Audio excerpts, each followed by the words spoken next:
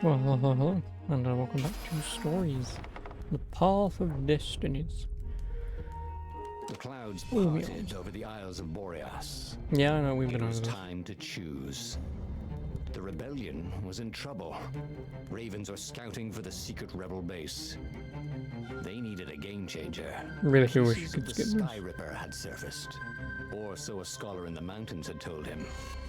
Surely the weapon that banished the lost gods could defeat the Emperor. Also, a temple had risen out of empty desert. The Emperor had brought the Sky Ripper pieces up out of ancient burial by his obscene rituals. Could this be where the Iblis stone was hidden? Someone better get it before he does, thought Renato. And also, his old friend Lupino needed rescuing. Of course. Renato had a pretty strong suspicion that Lupino had betrayed the rebellion. But could Renato really leave an old friend to the Ravens? The island was windswept desert. No one went there except ostriches and ostrich hunters. The Iblis stone. It sounded ominous. It sounded powerful. If the Emperor was searching for it, it must be dangerous. Yeah, And not at so, all. Bernardo went ostrich hunting.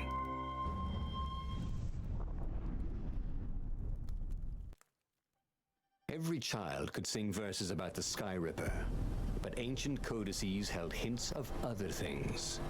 A stone that ate souls, a ruby that drank blood, a jewel only a righteous man could give away.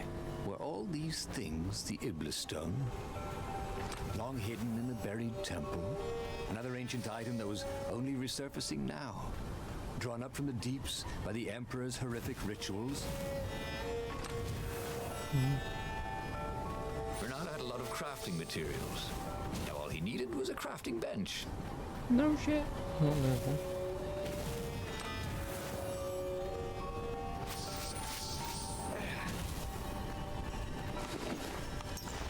What gems do we have? Shield breaker. Your hits cause shield groups to drop their shield.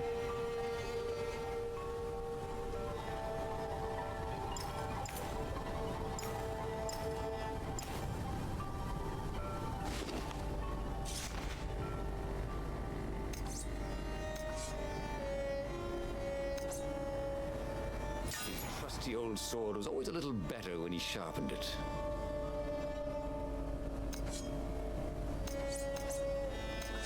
Oh, so they only have what? 2 levels?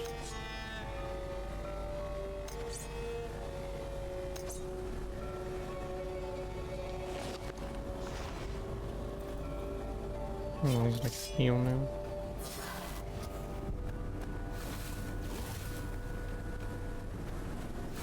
The air here tasted bitter. The steps were too tall for a person. The entire place felt restless, like it had been vexed to nightmare under the dust, waiting for its hour to come around at last.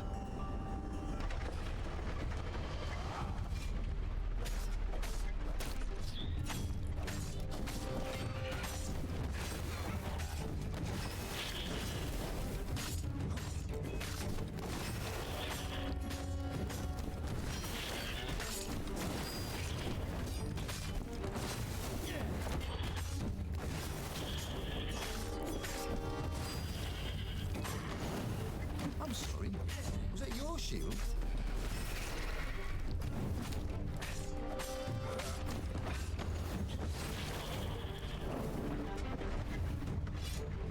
The Ravens were already here, cawing in frustration. Oh, They were still 35. searching for a way in. Good. Then he hadn't come too late.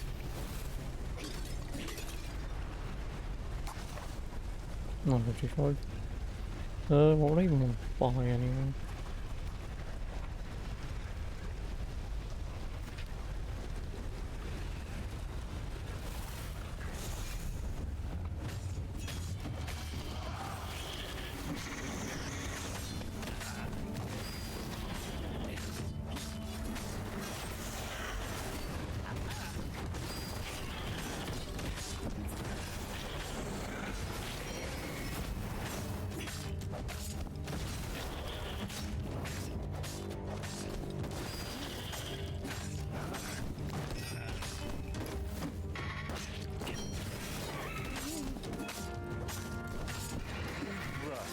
No!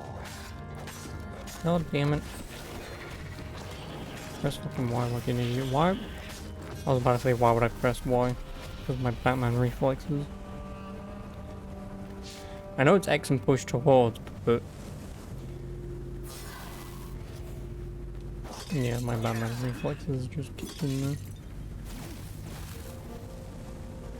I mean, if 60 is like the highest combo, then... the combo achievement, then... I'm not too bothered.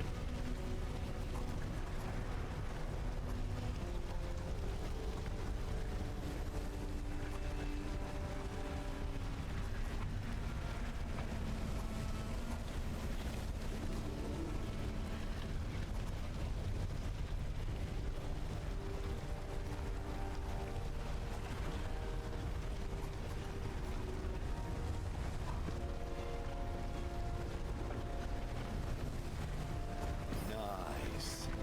That could be useful.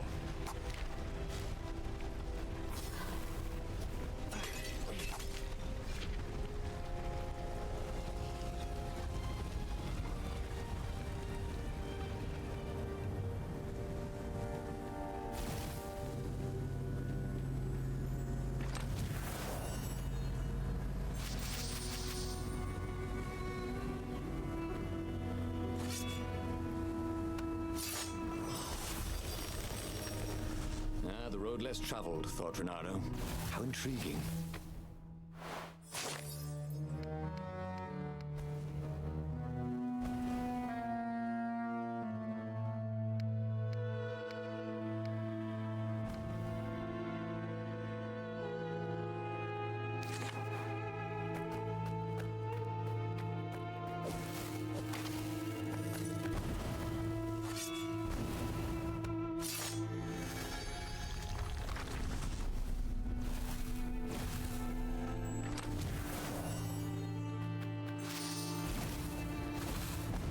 What were these poles exactly? Parking meters from the time of the lost gods?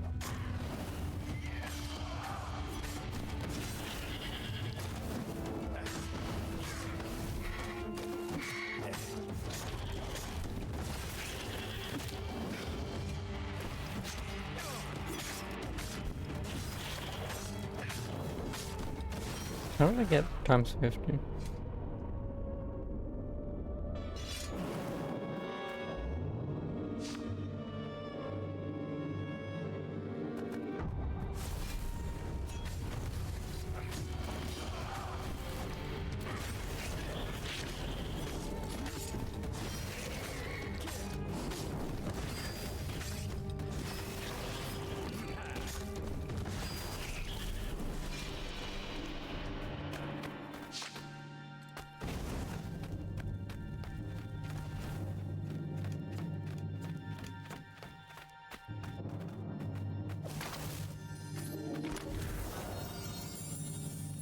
This stone was incredibly Treasure valuable. hunter.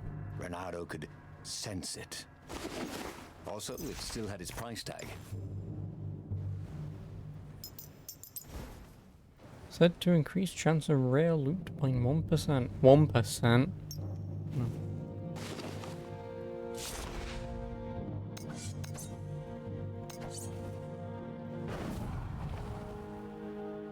Take your sword back to the forge and improve it. Mass Mune is for melancholic bad guys. The Mace Mules. Oh, we've got Hero Sword, Firestorm. So now we just need... well, I have enough Water Essence. Then it's just Wind Essence I need, because Wind Essence is a pretty rare one. Yeah, no, I just need 100 ore before I can do anything. How could a temple to Iblis still even exist? The Transcendent Emperor had destroyed all the shrines of the lost gods after exiling them. Had it been buried in that long-ago battle? Or had Iblis foreseen his fate and hidden it from his enemy?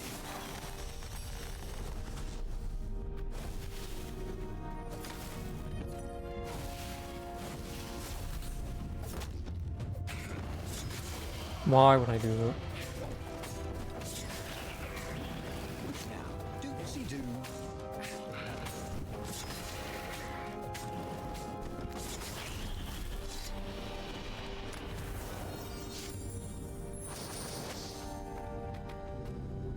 Ooh, shiny.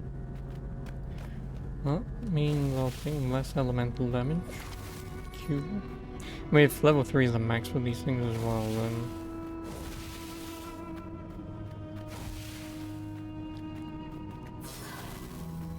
Sharp? Check. Pointy? Check. Flexible? Check. What else do you need in a sword? No, I'll get that one. Slow down time a little bit more.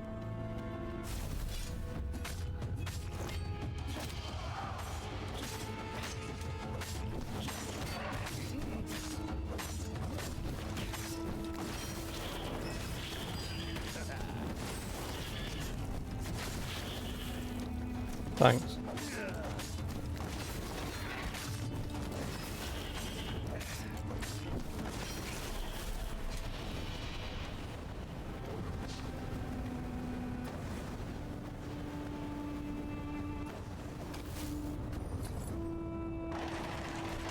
The Ravens at least could not get past this point. Obviously, the temple builders knew how to deal with Tomb Raiders. With Lara Croft.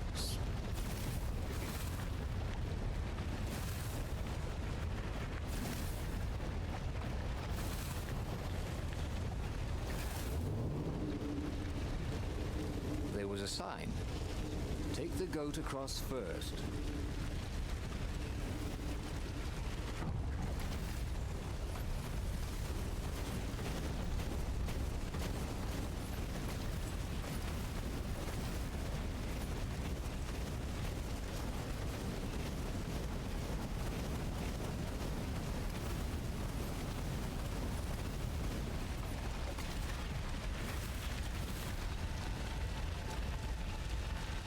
It was a stone of the purest blackness. It reflected no light, like a void made solid. Nervous, he picked it up.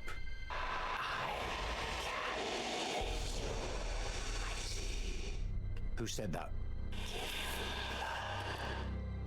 It was the stone. Eager, thirsty.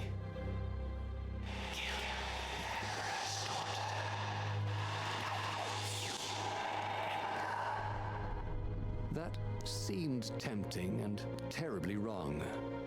Zenobia was the Emperor's greatest general and a potent witch. But they had been close once, and Renato wasn't sure he really wanted to be Emperor. Why not capture the core of Sky Ripper instead? It was the eye of a lost god torn out by the transcendent Emperor to power his greatest weapon. "It's the core," said the stone anxiously.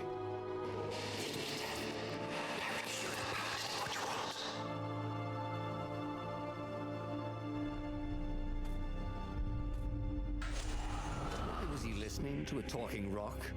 Ah, but the rock had a point. If the stone could truly turn him into a powerful warrior, he could defeat the Emperor with the very weapon the wicked old toad had sought for himself. To be a hero, you had to sacrifice old friends sometimes, especially when they've become enemies. An enemy?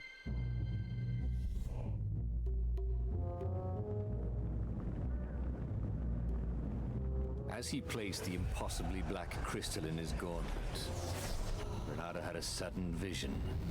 Charred fields covered in dead ravens below a black sun. Was it the time of the lost gods before the transcendent Emperor?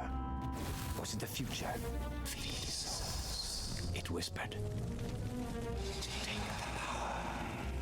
He could feel the stone's hunger for souls, its thirst for blood. All right, I get it. This was going to be interesting.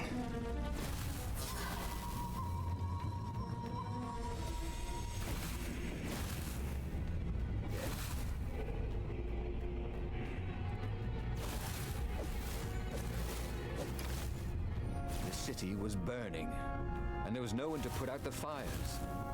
If somehow Zenobia survived her father and inherited his crown, what sort of empire would she be heir to? But he couldn't think about that, could he?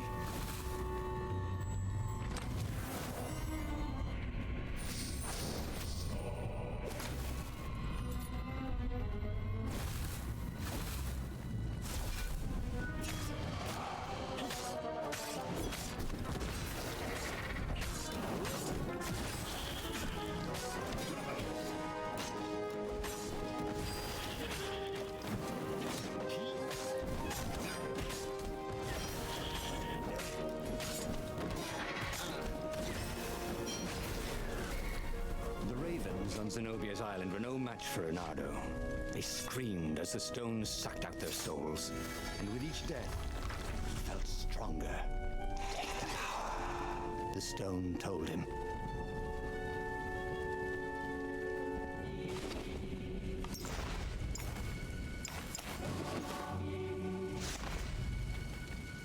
Oh yeah, does it say like max level for the gym?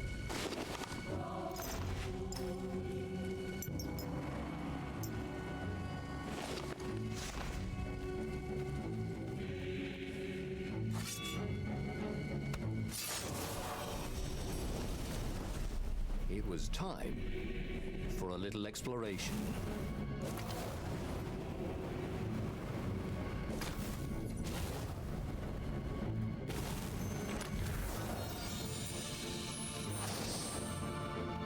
Energy on kill.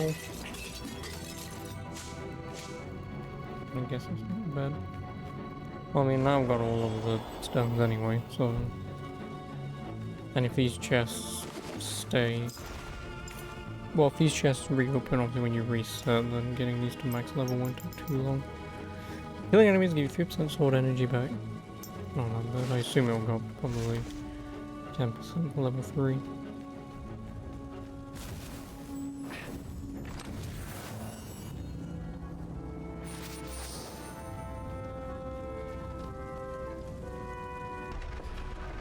Zenobia was leading the Imperial Ravens here. She loved to be in the vanguard, where the danger was, where she needed her wits. Reynardo pitied whoever she was fighting, especially if it was him.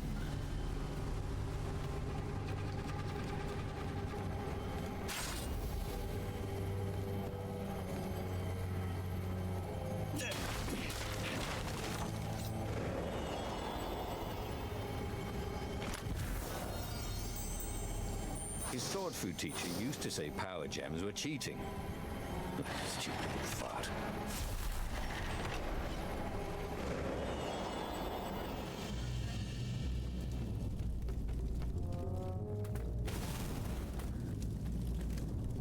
Zenobia was waiting for Reynardo. She was alone, confident as always. Fire danced at the tips of her claws. Are you here to surrender?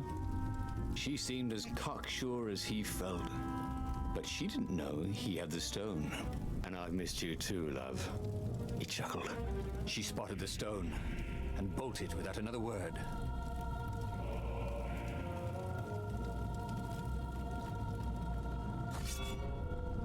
Yeah man, love, it's only a stone. Come back here, I want to show you.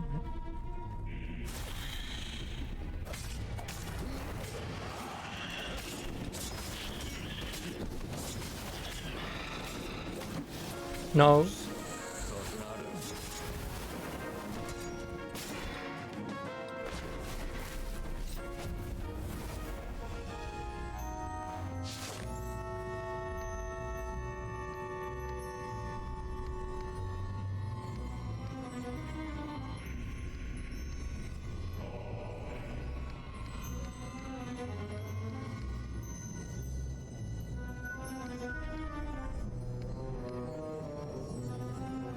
No, so she does not. This one looked familiar. Had he lost this one in a card game? Welcome back, he thought. Alright, so what does the level 2 shield breaker do? Your hit called shield guns to drop their shields and take damage.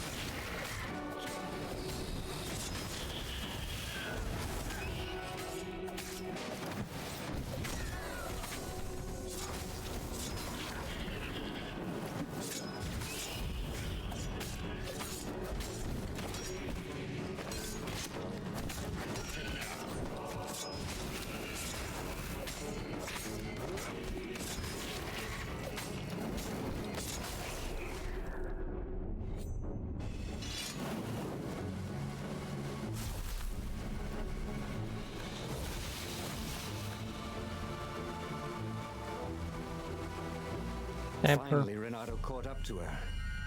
He had never seen her scared before. At school, she'd been the determined, brave one. Now her eyes were wide, frightened. He didn't like seeing her this way. Kill her, whispered the stone. You cannot win your rebellion without it. Please. No, said Zenobia. Not that way. Oh, they had been so close once. Could he really feed her soul to his demonic gem? But if he spared her, he would not get the full power of the stone. Oh, how could he be the hero he wanted to be? With a flick of his wrist, he slashed Zenobia's throat. Her eyes widened even more. And then the light went out of them. Renato felt amazing. Power was rushing into him like water from a burst dam. Oh, such brilliance, exulted the Iblis stone. Tasty. He felt a bit bad about killing her. He was pretty sure she still loved him. But needs must when the devil drives. Renato returned to the Farfarer and set a course for the Nexus. The Empire had a communication outpost there. He could call the Emperor directly. It was time to seize the outpost and let the Emperor know what he had done.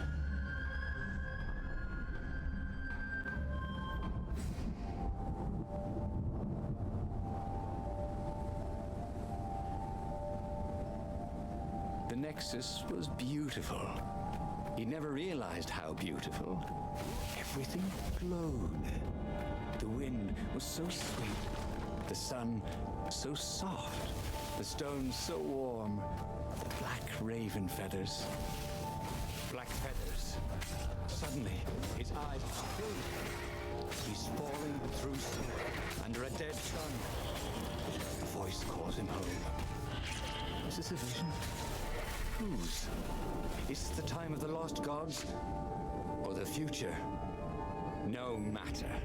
What mattered now was killing his way to the Imperial outpost and challenging the Emperor from there.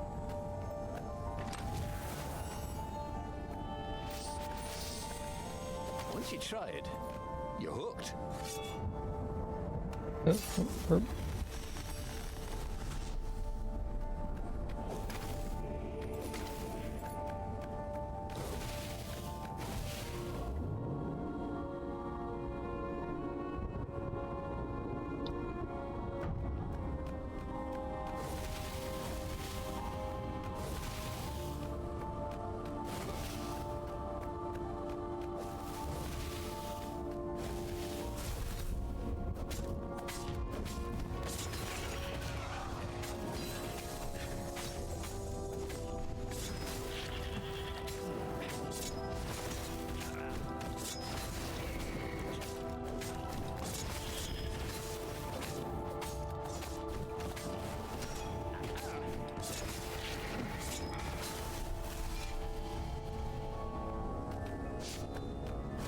I'll take it. This jewel was more than sparkly. It had arcane power and an engraving. To Cindy. Yes, to Cindy.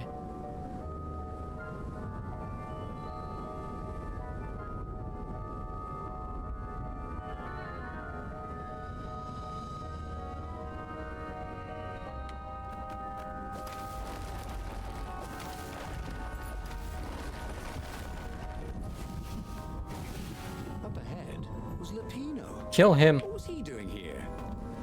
Bernardo! Hey, buddy! Hey there, old buddy! Please don't kill me!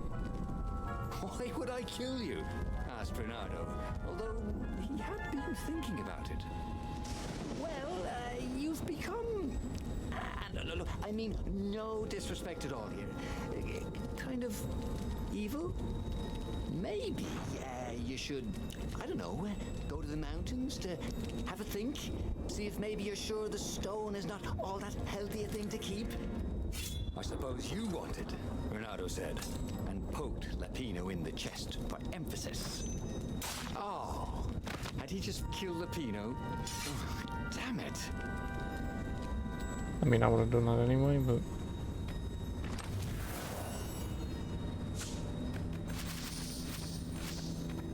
Oh, is it not giving me any more of the gem things because I've already got enough?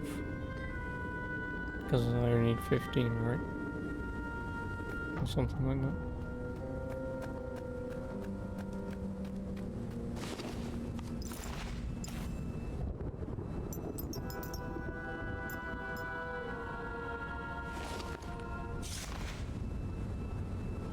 Yeah, I need 15.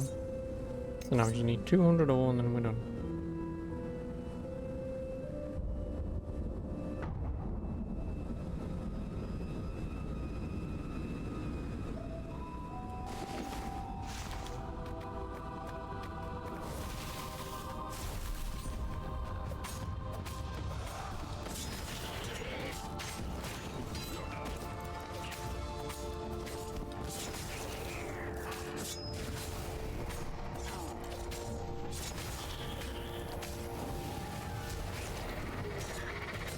Why could I not dash?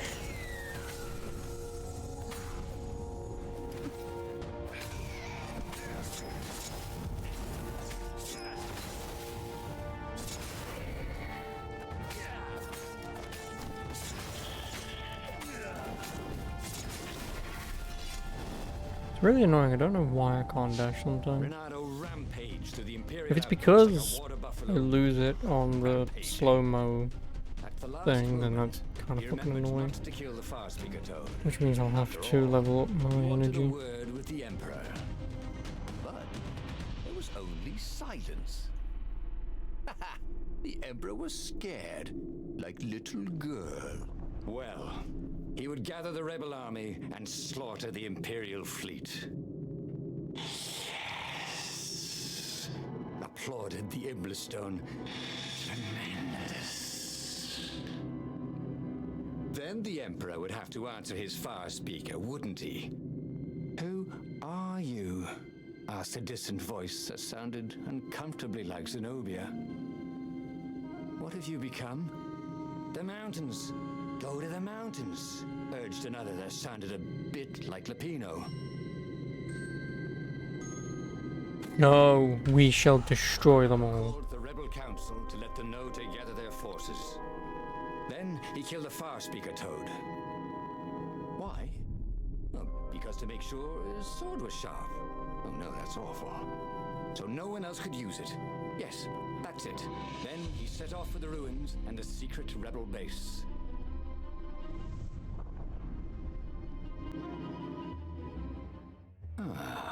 The ruins were crawling with ravens. Probably looking for the secret base, Renato thought. But then he realized they're probably looking for me. They must be very scared of me. Well, here I am. You are this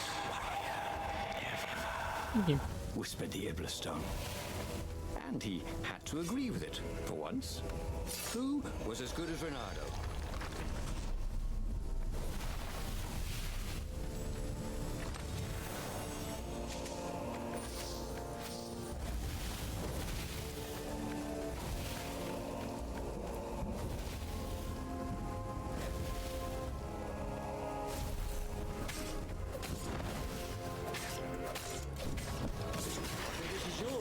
Said Renato, but he couldn't hear his enemy's answer.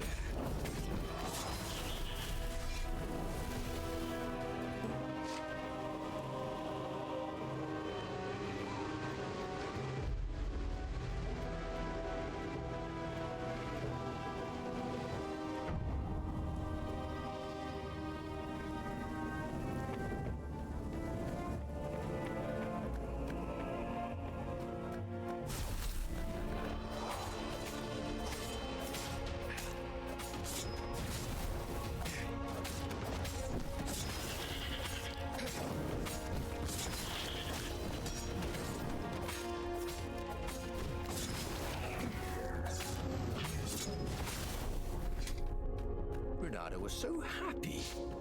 The stone was the best friend he'd ever had. Really, who would bury such a treasure in the desert? Soon, he'd go rally the rebellion and usher a new age for the islands of Erda. That's my order, thought Renato. He was such a wit.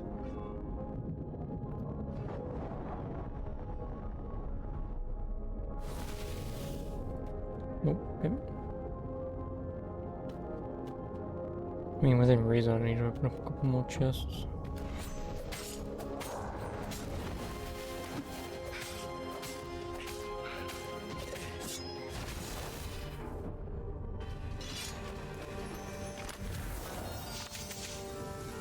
There was blood on this one, so it hadn't saved its owner.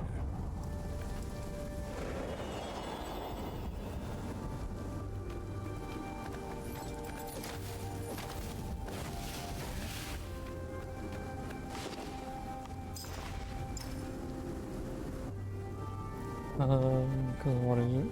1, 2, 3, 4, 5, 6, 7. 7 more chests I'll need to open.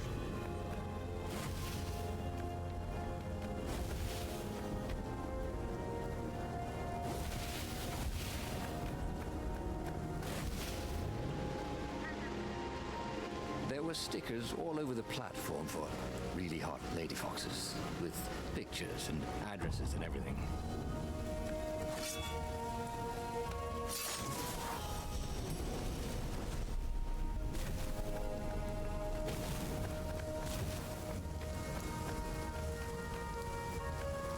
I can get that chest afterwards. Unless they just kicks me forward, which it might do.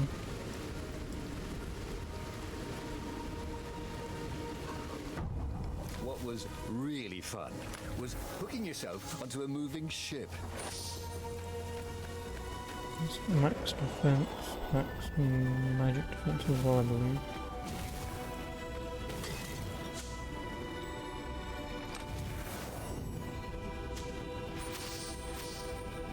We're a quarter of the way there.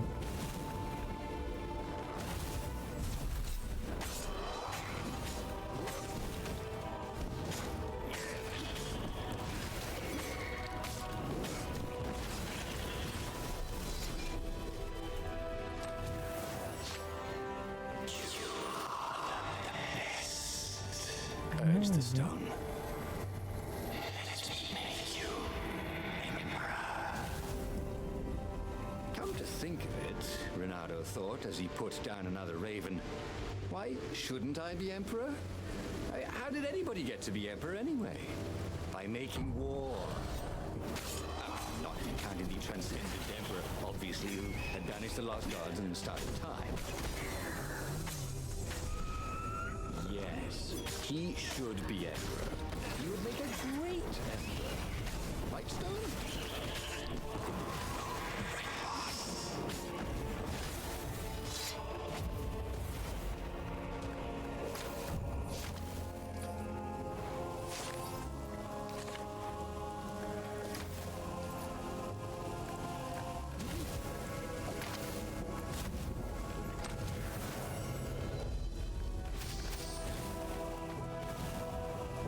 Sorry, mustache, thought Renato.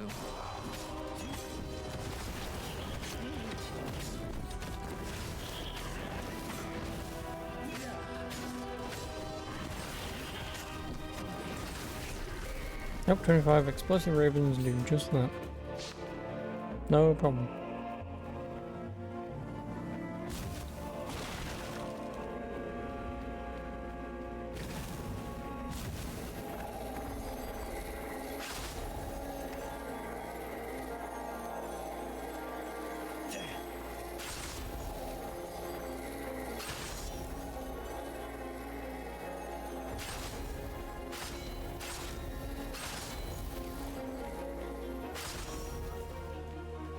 Boy, if looks could kill.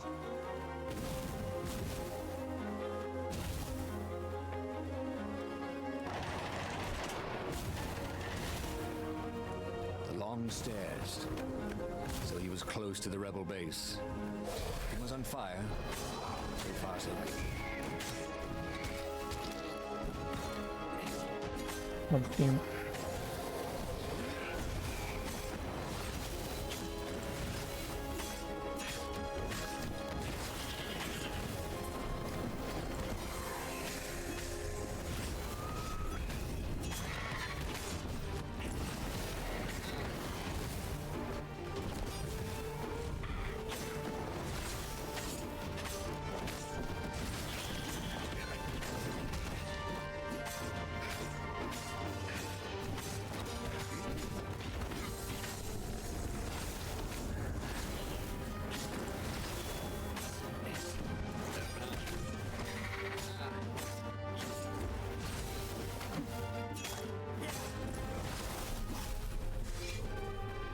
He needed some way to break the ice with this wall, so to speak.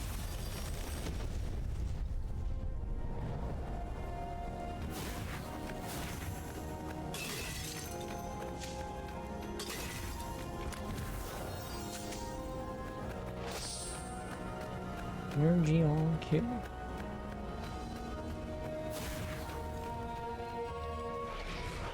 I've only like 4 more now.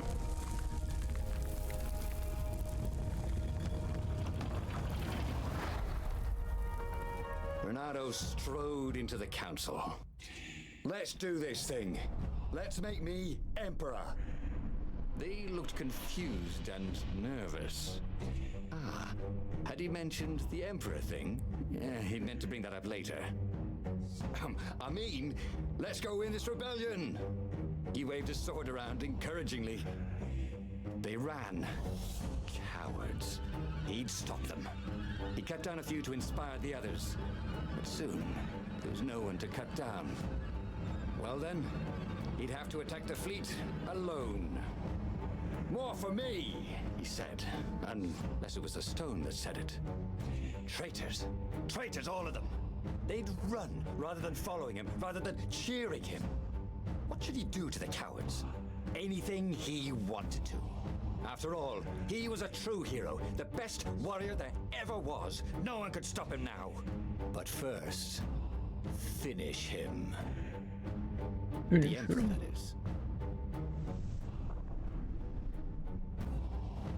The foxman who has a name wins. Fatality. Where was the rebel fleet? They weren't even trying an assault. They were going to miss a day in history.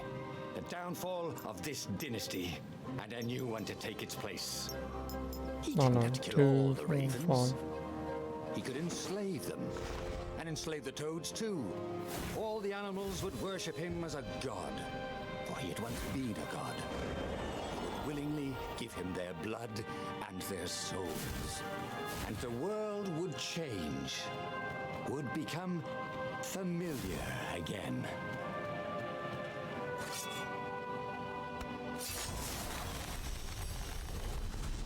What's behind door number 2?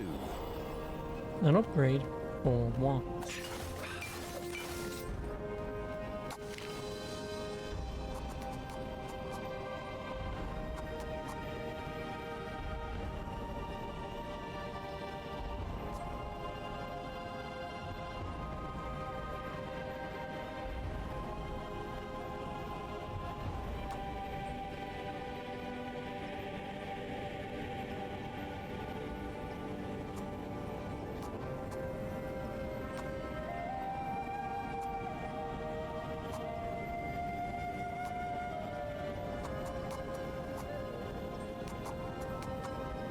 You always wanted to do that.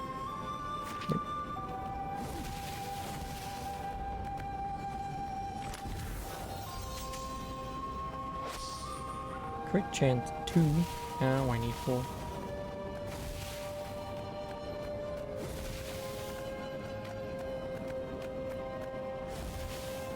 Alright, I need to go on the ship now. No. He was sort of yanking his own chain, wasn't he?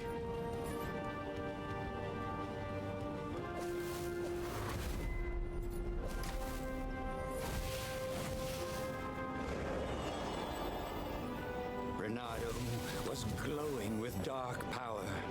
Already the sun had dimmed. He could do anything, he realized. He could wrap the island safely in smoke again. He was beyond a hero. He was going to become a god again. How odd, he thought, that the Iblis Stone had nothing to say about any of this. Well, no matter. Once he killed this petty toad emperor, he would bring back the Black Sun.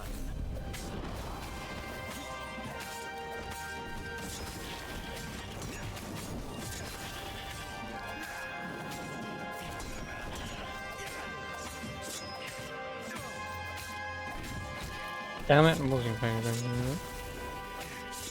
Fuck you.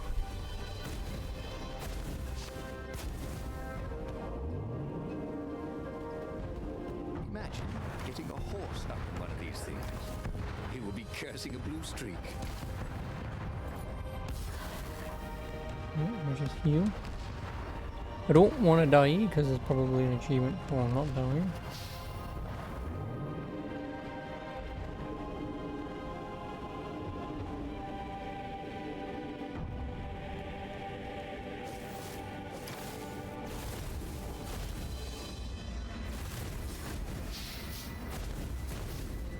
I'll just have a dash, thought Renato.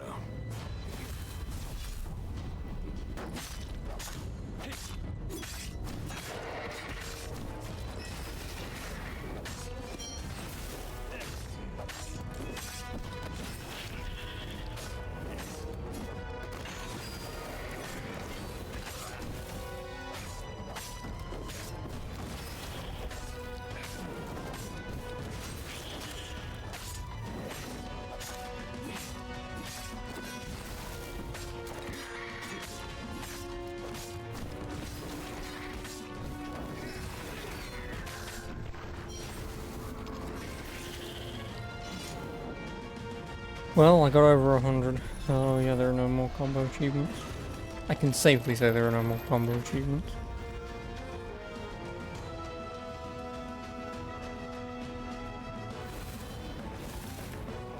He found the Emperor and the Council huddling by his ship, plotting. They saw him and cowered before him. Back to hell, fiend. Croaked the Emperor desperately. In the name of the Transcendent Emperor. Croaked the speaker. They held some arcane items he didn't recognize. He simply flexed his will and sucked their souls out of their bodies. And Iblis exulted. It is finished. And the void that had been a mere stone on a sword expanded, stretched and ripped like a vast womb. And a gaze black and pitiless as the sun passed through the void into the land. And so time ended. Oh, okay. And just like that, he was alive again, and back on the Farfarer, still fleeing burning Ubar. The book Oh, I leveled up. was still open before him. So, the book was a portal. It took you to the future when your destinies would branch. He had failed and died 3 times, but he'd learned another true thing. The Iblis Stone was evil. It would try to corrupt anyone who used it. But he was starting to feel like he was getting the hang of this. There was a way through to victory. He could feel it. He just had to keep running the path of destinies. With that, the book fluttered back to the beginning, and he fell into it. The clouds parted over the Isles of Boreas. It was time to choose. The rebellion was in trouble. Ravens were scouting for the secret rebel base. They needed a game changer. Pieces of the Sky Ripper had surfaced, or so a scholar in the mountains had told him. Surely the weapon that banished the lost gods could defeat the Emperor. Also, A temple had risen out of empty desert. The Iblis stone was hidden there. It was a dangerous artifact. It could corrupt its user into a bloodthirsty monster. Maybe he could find a way to use it, to take its power without surrendering to its wickedness. And also, his old friend Lapino needed rescuing. Of course, Renato had a pretty strong suspicion that Lapino had betrayed the rebellion. But could Renato really leave an old friend to the Ravens? No, so I'm just trying to look for... So which ones am I doing?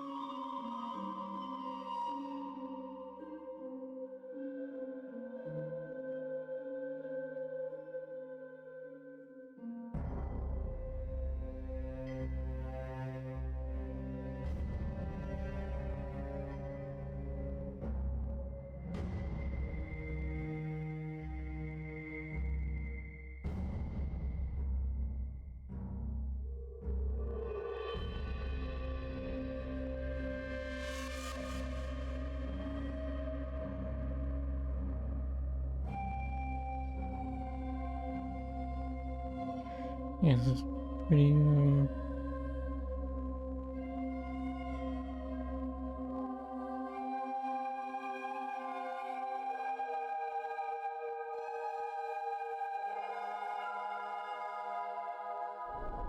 pretty complicated. Ah, Lapino. Apparently, the Mad Rabbit had sold a Pegasus that he did not exactly own. Lapino had apparently managed to confuse the judge by Well, at least we can arguing skip that he hadn't actually some of stolen these the winged skip horse. we can He'd skip. only sold it. But wait, where was the prison? The village was empty. Had everybody fled the Ravens?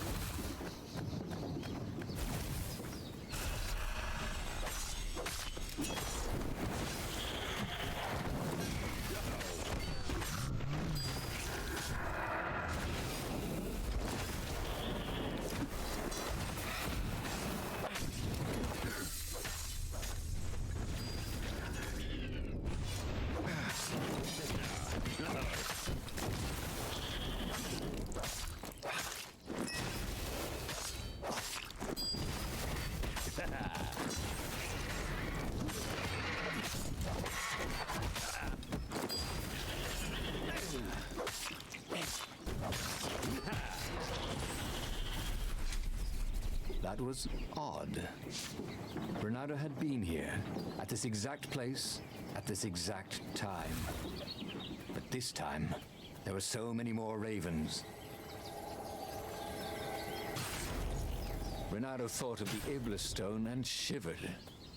He had no business messing with ancient, cruel artifacts. What he needed was his friends around him. Clear eyes, full hearts. Can't lose.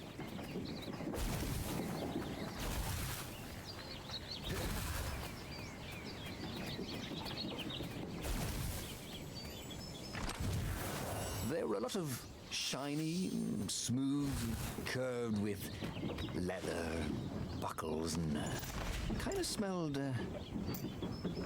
you know what? Never mind. Yes, there was also ore and other useful stuff. Let's focus on that, shall we?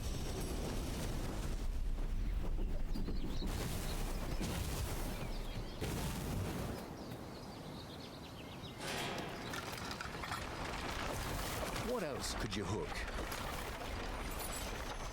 Me. That's quick chance, Mac. And that's just treasure and whatever the other one is. Shield breaker. I wonder what shield breaker level 3 will do. More damage maybe?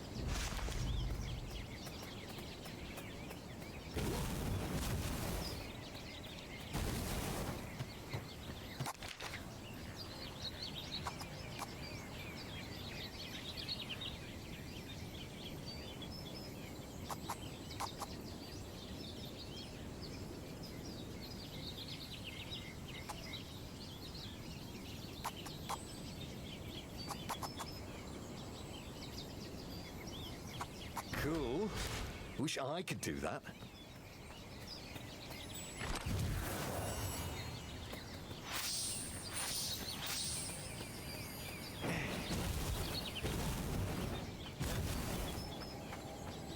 Where am I going?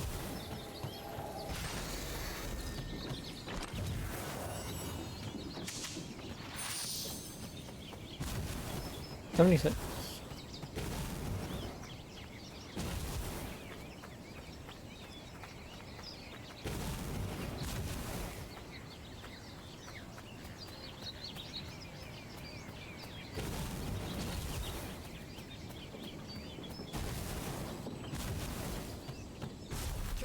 Kill the rebel! Caught one, Raven. Eat the rebel! Caught another.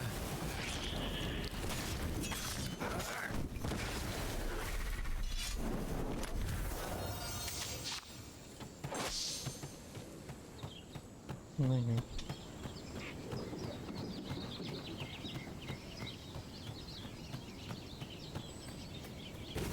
go. And I guess I don't open up any more doors. To get the last two. Especially treasure hunter being very useless at this point in time. Hit core shield guns take damage and propels away their shield like projectile.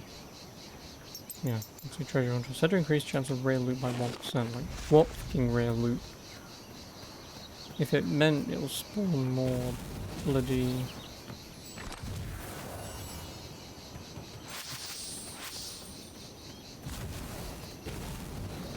If it spawned more ore for me, then yeah, I'd want to probably equip it, but I don't think it is.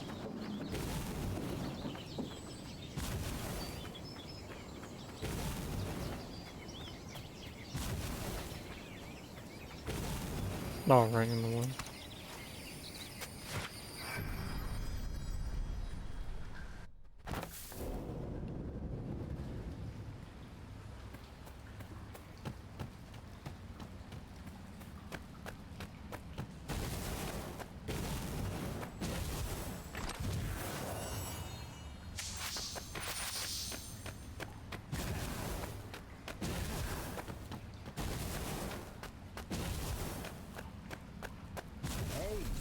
You're kind of cute. Not really.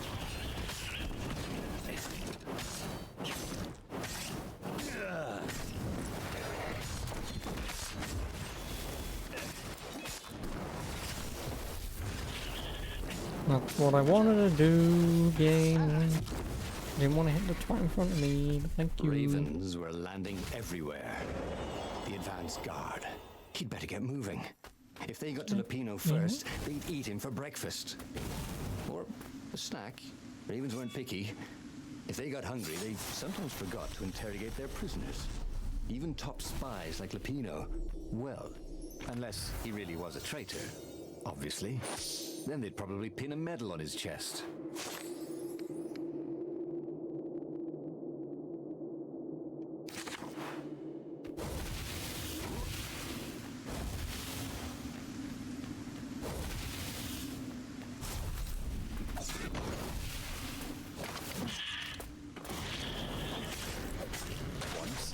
Found a Superman issue #1 in mint condition in a jar he'd broken. He planned to keep breaking things until he had the whole series.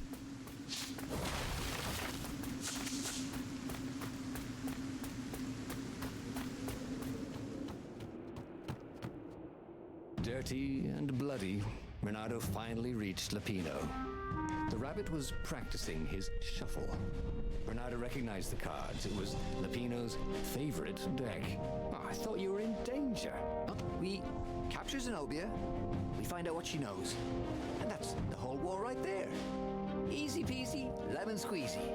Capture the Emperor's greatest general, who happened to also be a deadly sorcerer, and his only daughter?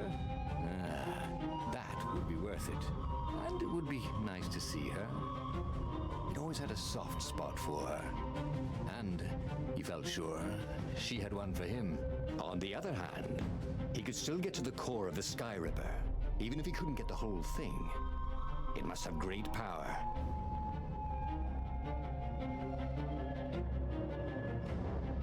Yeah.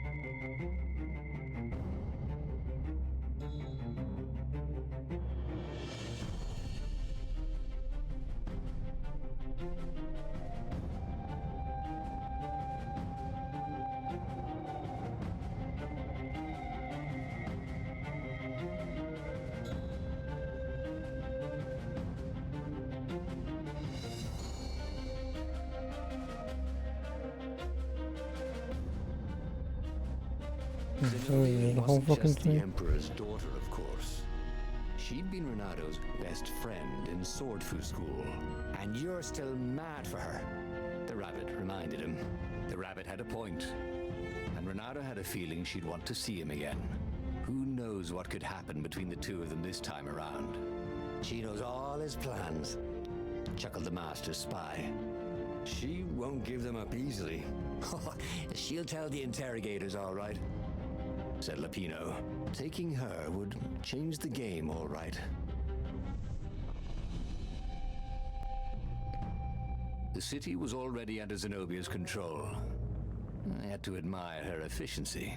Renato shivered at the thought of Zenobia at the mercy of the interrogators. Could he really turn her over to them? But this was war. It wasn't meant to be pretty.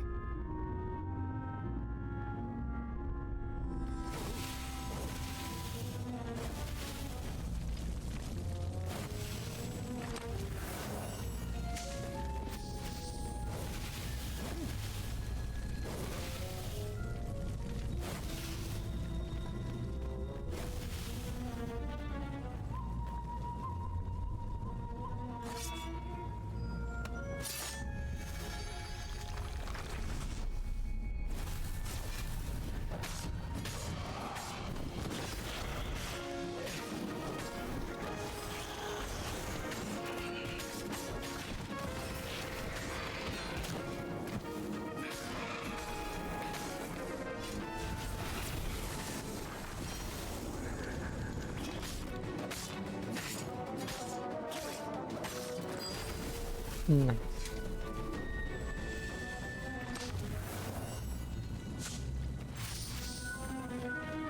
Five more. Five more.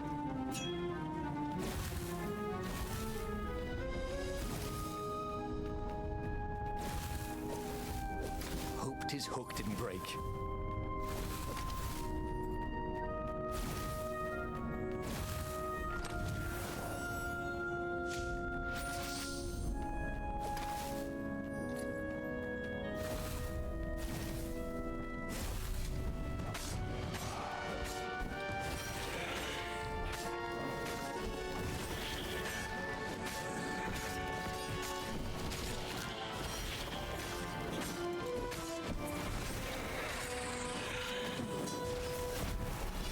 Damn.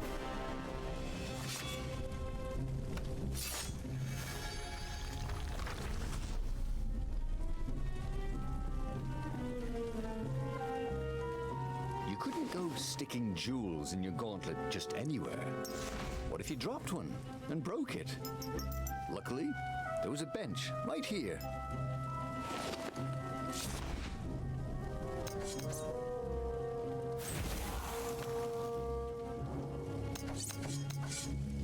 One more.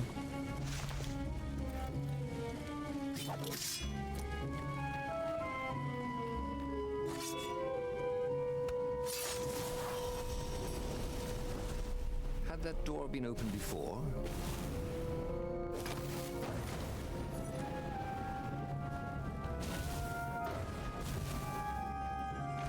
Last one.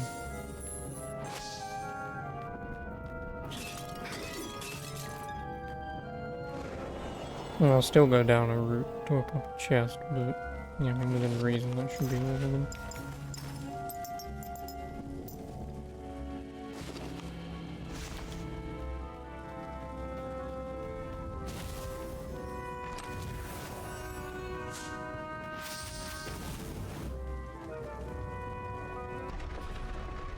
Why was Lupino urging him to capture Zenobia? Obviously, it was a trap. But you never knew how Lupino thought. Sometimes his plans were so convoluted they did the exact opposite to what Lupino wanted. And there must be some way to play on that, Renato thought.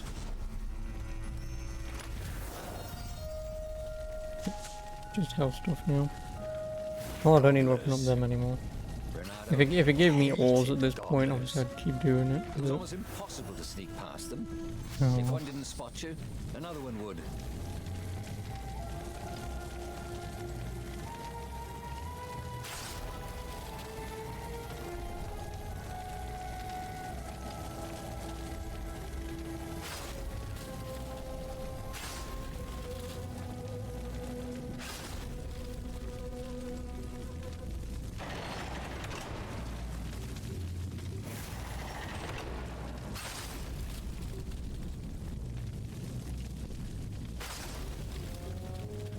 Hey, how do you tell if someone's far away or just really small?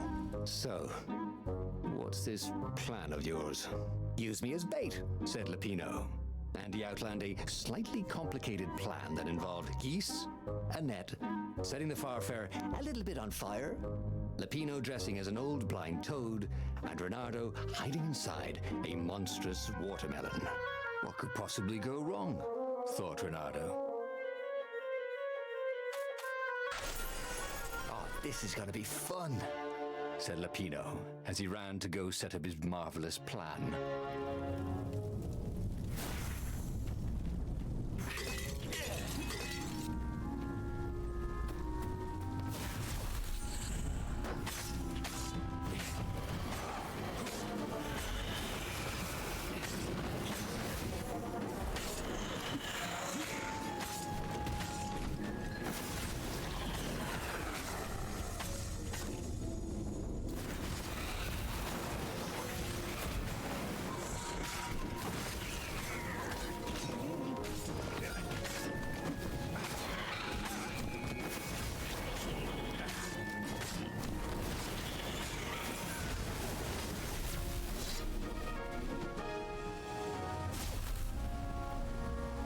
Renato felt dubious about the whole plan. With every step, he was waiting for it all to go horribly wrong. But against all odds, Lupino's idiotic plan worked. Zenobia's ravens ran off after the geese, the net dropped, and Renato jumped out of the watermelon and put his sword to Zenobia's throat. Renato, she said, are those new scars? They look good on you. You never return my velvet jacket. It was my favorite. You look stupid in velvet. Ah, what does an imperial princess know about style? Ah, get a room, you two, said Lupino, probably sensing the chemistry. But the fleet was coming on fast, so they took Zenobia east, over the Nexus. She'd vanished from Swordfu School, from his life, without even saying goodbye, without ever telling him she was the Emperor's adopted daughter. Renato was aware of her feelings. Maybe this was a bad idea, but was he letting his own feelings get the better of him? Ah, Lupino was right, Renato thought reluctantly. She knows things. She recognized his look. You're taking me to the interrogators, aren't you? She said, wide-eyed. And then she jumped, with horror. Renato saw Zenobia plummeting. Then he saw the Nexus below them. Cats always land at their feet. Ah, she'll head for the Imperial outpost, yelled Lupino. You have to catch her.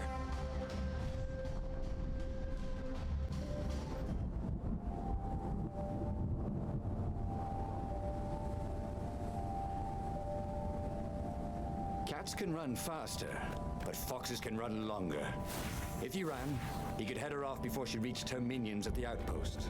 Well, he did love a good chase.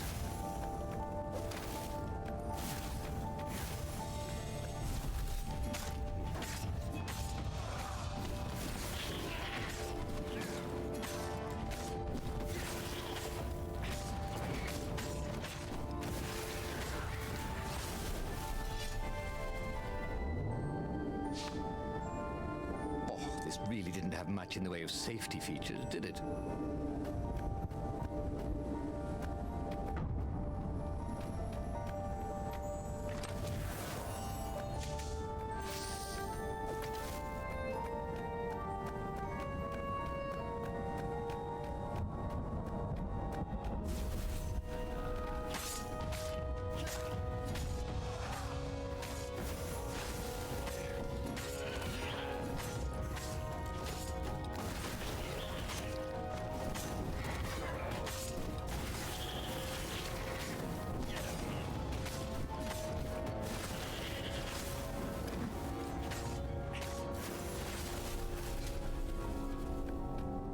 He was closing on her. He could smell her fear. He tried not to think about the interrogators at the secret base. What did they do to her? Maybe it didn't have to end that way. Maybe he could talk to her. But after all, there were worse things the Imperials had done to friends of his. How could he have let her escape? Why hadn't he shackled her? Bernardo wasn't used to being on this side of the whole prisoner-jailer thing. How you doing? You say long time no see. How you been?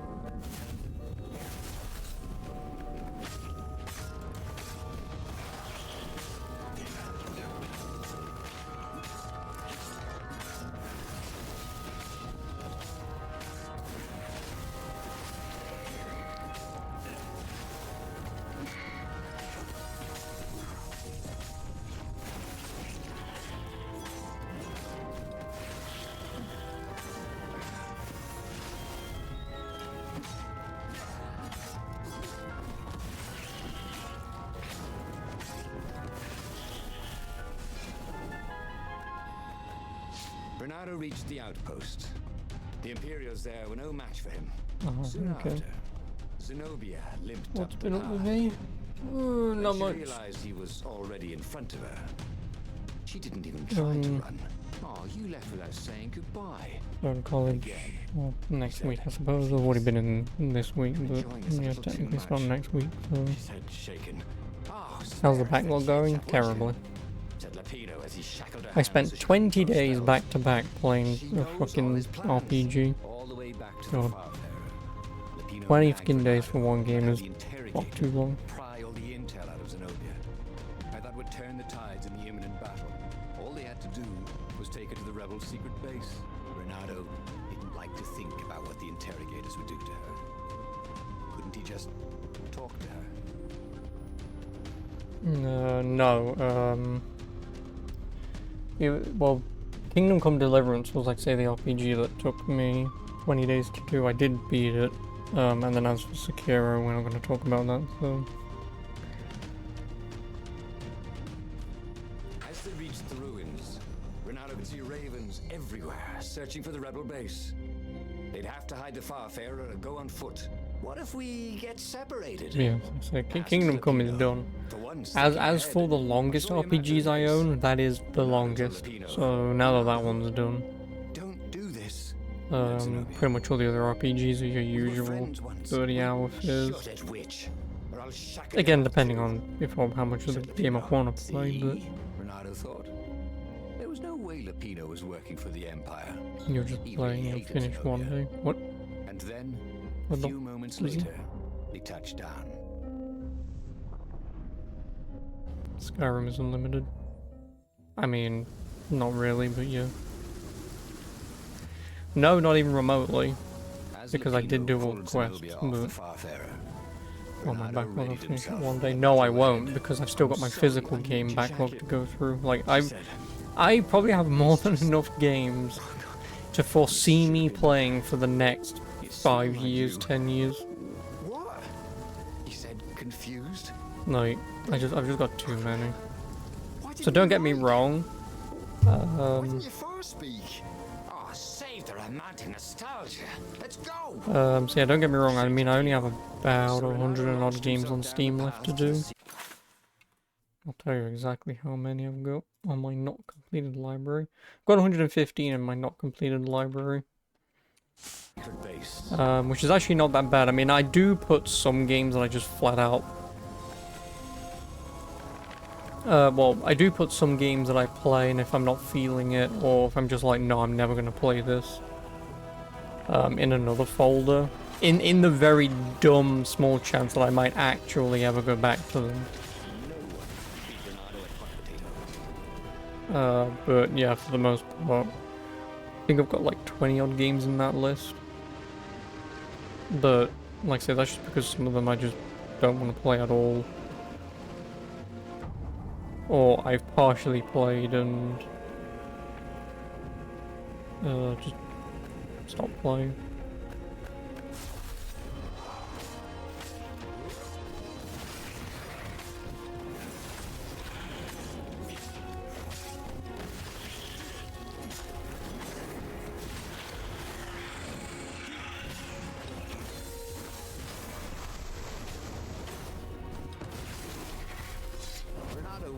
Bernardo was walking Zenobia. Yeah, because how many is it?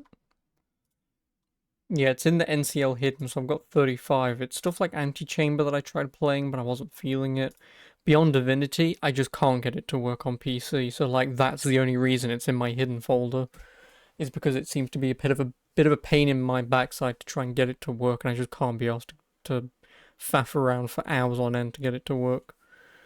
Breath of Death, I just don't want to play. Company Heroes, I think that's a version of the game that I'm not playing, so... And then I don't remember why I put Company Heroes 2 in here. Dead Island Riptide, again, I just wasn't feeling it at the time, so I'm just like, I'll just put this back here. I don't remember why I put Death's Gambit in here, because I say I've tried playing it. Defense Grid, no. Defy Gravity. Why is this in my hidden files? Oh, right, yeah, because this one also just doesn't work. Deus Ex, yeah, I just kind of wasn't feeling it, so we moved on. Again, Divine Divinity, same problem as Beyond Divinity. Dungeons and Hulbayuk, absolutely hate it. Dungeons, it's alright, but I'm not a massive fan. Morrowind, piss off. Everhood, yeah. And some of these games are games that just don't work. Let's say Guts and Glory, can't be asked, God Mode doesn't work. Hotline Miami, I just really don't want to play Hotline Miami. I don't. Orcs Must Die. Yeah, I tried playing 2 and I just cannot be asked to play it.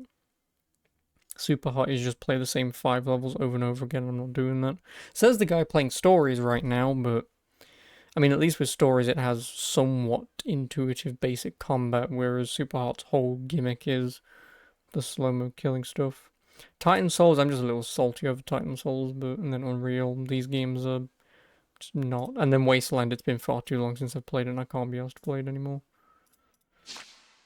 So yeah, like I say, for the most part, some of those games are just games that just don't work.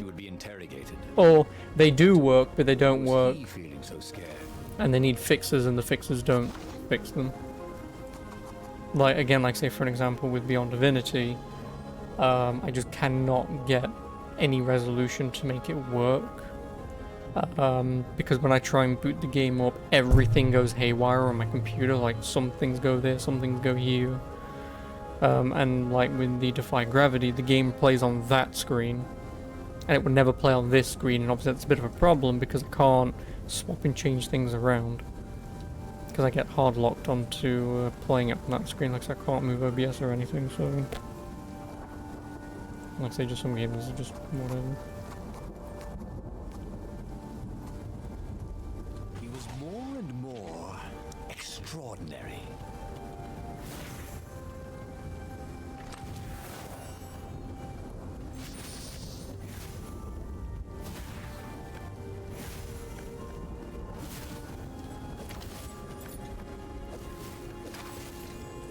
And then obviously that's my console backlog, that's, you know, that's a whole other thing.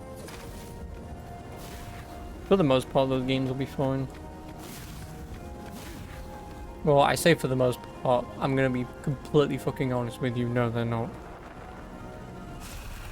Because the problem with, like, PS2S games and whatever, like, you can walk a very fine line between what's fun and what isn't. Oh, come on! Stupid game. You know, like I have a game called... They caught their breath. It's beautiful. What was it? She Ace said, looking at Lightning, the which is ruins, just based on "This a used to be the on an library English of Uva," cartoon he said. or a UK "Before your cartoon. father's ravens smashed it. Do we have Genuinely cannot unbox it. Didn't mean to skip that. Yeah, genuinely can't be able to play it. Well, not can't be able to play it, but I can guarantee you is what I was looking for. I'll probably guarantee you it's not great. So I feel like my physical console backlog, probably going to be a few more games in that I'm just going to outright skip. wishful thinking? But that's as and when I can get to it, which by the time I get through my PC backlog, like the only benefit, oh thanks, can't see. Hey, excuse me mate, do you need some help? Oh, dead. Anyway, I'll get to my point. The only benefit to the physical backlog is, the physical backlog compared to the PC backlog. PC backlog pretty much has all of my RPGs and stuff. Whereas my physical backlog, I mean, there are some per se. I mean, I've probably done most of them looking at them. But again, it is just the sheer amount of games that I own on physical that would take me longer. I mean, don't get me wrong, I do have some RPGs like Blue Dragon, Enchanted, what is it? Enchanted Arms, and so on and so forth. Lost Odyssey. You know, like I do have some RPGs and whatnot, but compared to what I've had to do on PC. If people who had built these poles had really, really long tentacles.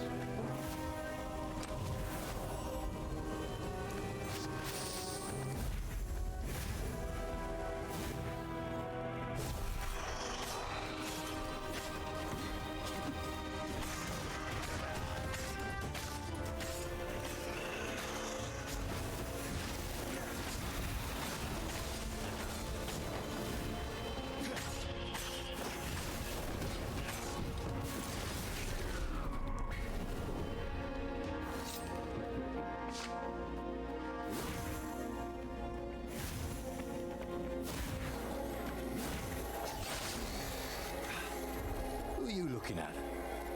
Oh, right. No one.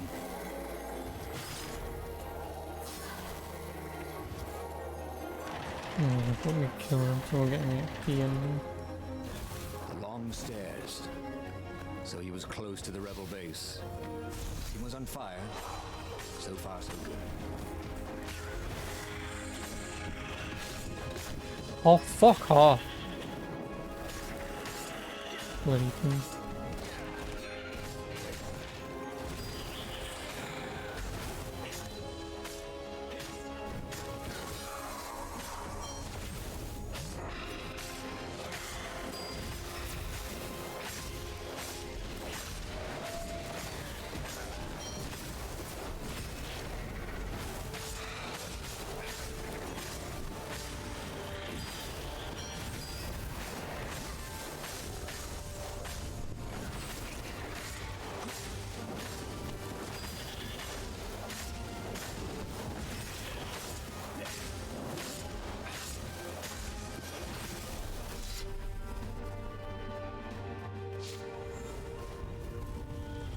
God damn it.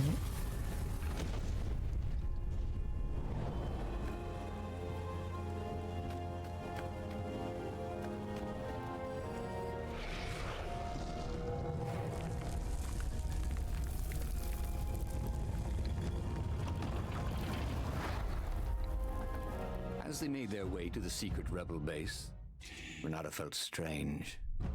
Zenobia was his prisoner, yet somehow she felt more like an old friend.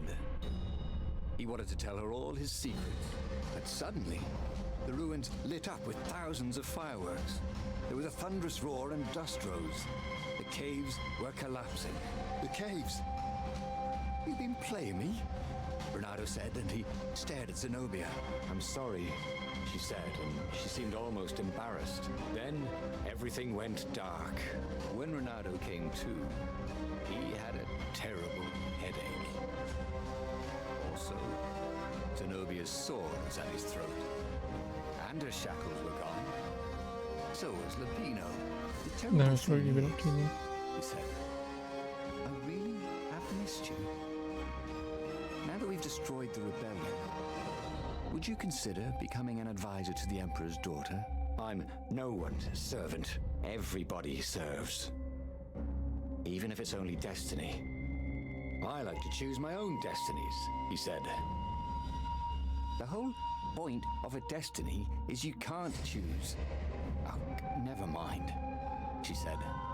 Look, if I see you again, I'll have to kill you. He watched her ship soar away. He would see her again, he decided. Even if he had to fight his way across the entire fleet.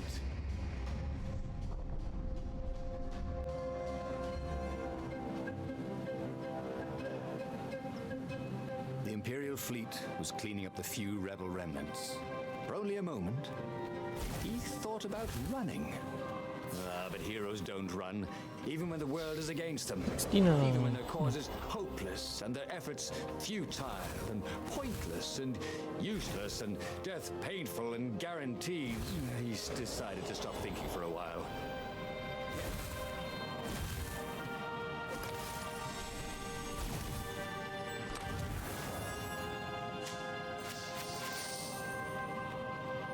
He felt like Tarzan. Who?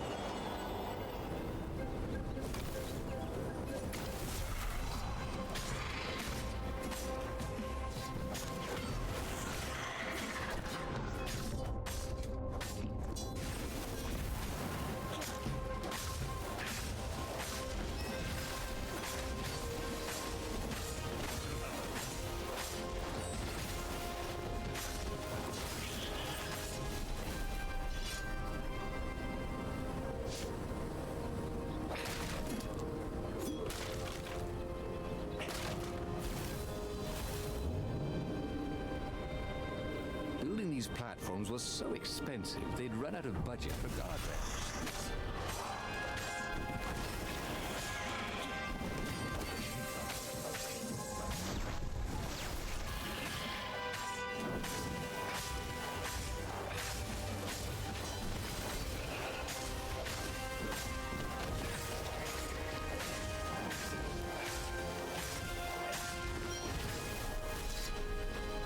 Renado's arm was sore, his armor wet with raven blood. He was tired of death. But death was not yet tired of him. The rebels were losing. Badly. More rebels, In all some fucking other dead on them. universe, Renado thought. He and Zenobia had left sword food school together, taken other names and sailed off into the mists. But not this Zenobia. And not him. For him, there was nothing to do but forge ahead. Kill the Emperor and end this.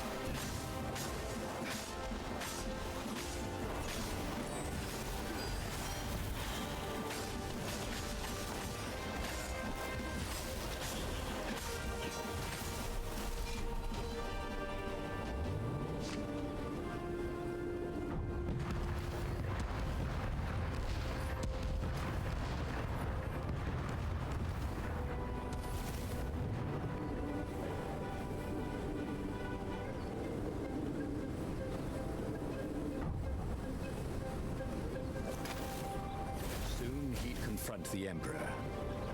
Funny that this whole war had come about because the Emperor feared death. And now it was coming for him. There was some sort of lesson there, wasn't there?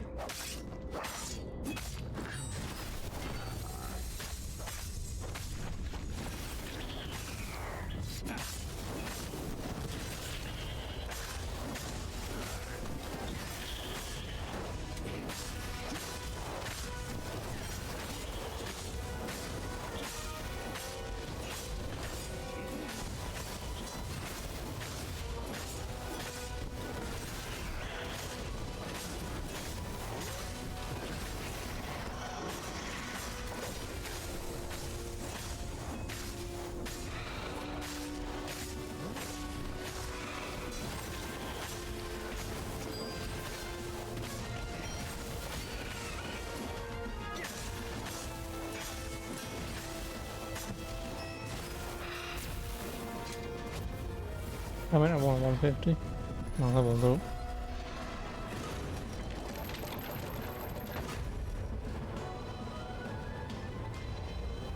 Because then 150 would basically confirm that there are no more. He reached the Emperor's ship. Oh, this is the end of this storyline. Zenobia was there. Why'd you have to come back? So She check said, the achievements maybe. Guess I'm just serving my destiny. He shrugged. You don't even know what that word means. She said, do you ever wonder if things have been different all the time? She said, and drew her sword. In the end, Bernardo lay bleeding out on the deck. Zenobia sat by his side, upset. What are you so upset about? He asked. You wouldn't understand. Why didn't you tell me you were going to leave school?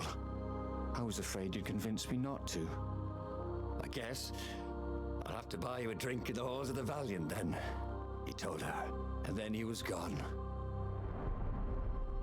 And he hadn't learned anything new this time. He'd done the same thing twice, yet expected a different outcome.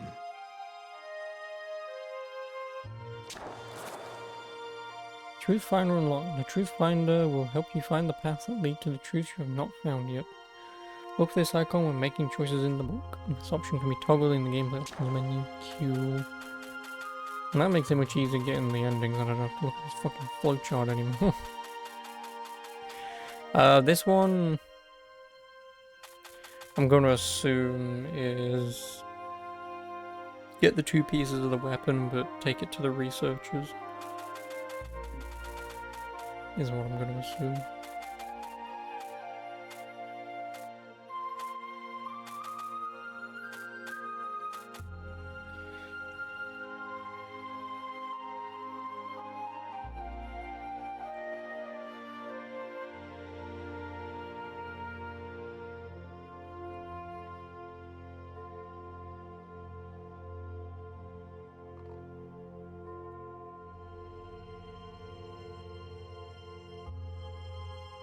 Look for fabulous treasures in 25 epic chests.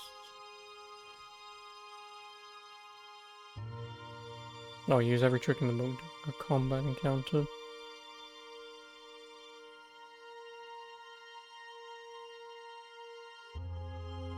Once all knowledge you have rewarded you will be. Thanks. I mean, in terms of this, set foot on every island of Boreas. See Raven Warlocks which I've never encountered. Fabulous treasures in 25 epic chests. Those are those big ones. I'm gonna have to equip the bloody rare stone thing. I'll drop the magic damage, put on that, and then open up a chest, see if I can get something. See what the treasure is. If the treasure is like a vague reference to something, then I don't really care.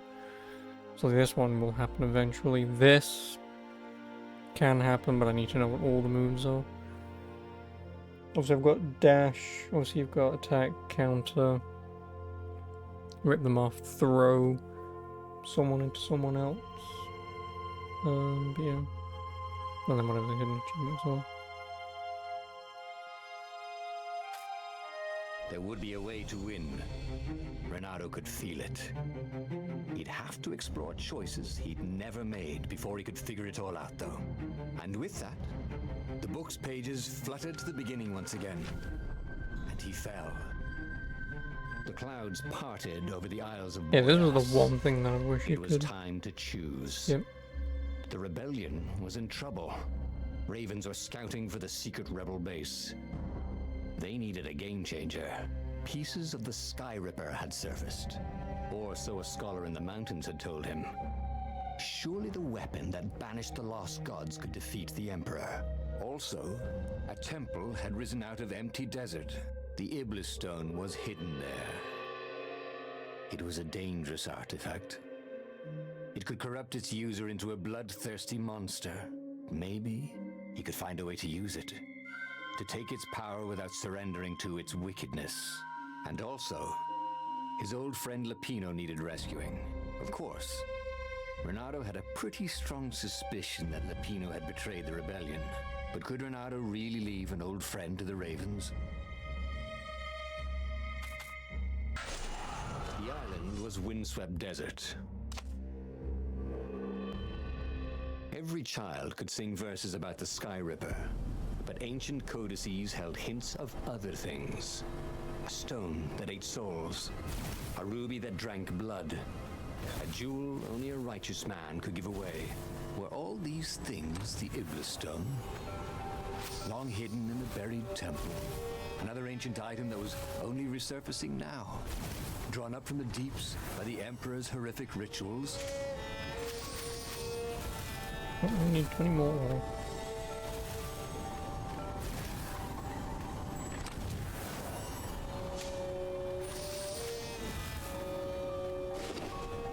Yeah, so I'll get rid of elemental for treasure hunter. Increase chance of rare loot by 3%. Cool.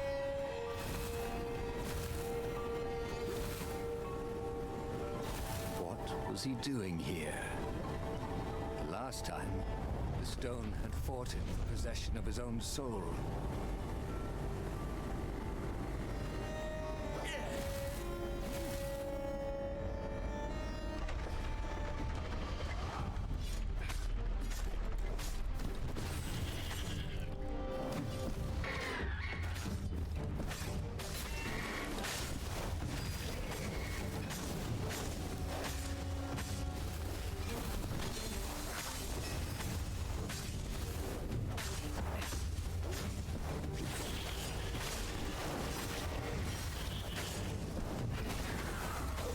Really bring out your eyes.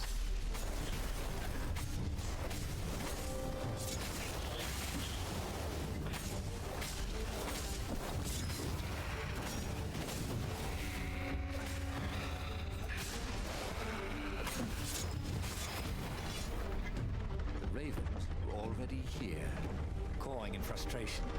They were still searching for a way in. Good. And he hadn't come too late.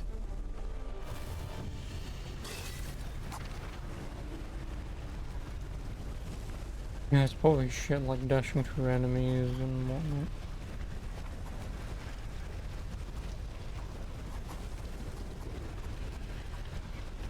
I really don't need to upgrade this any further. I mean, I need to just for that, but...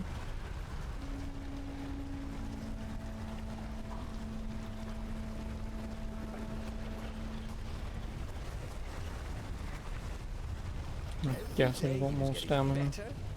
Because I can dodge in battle.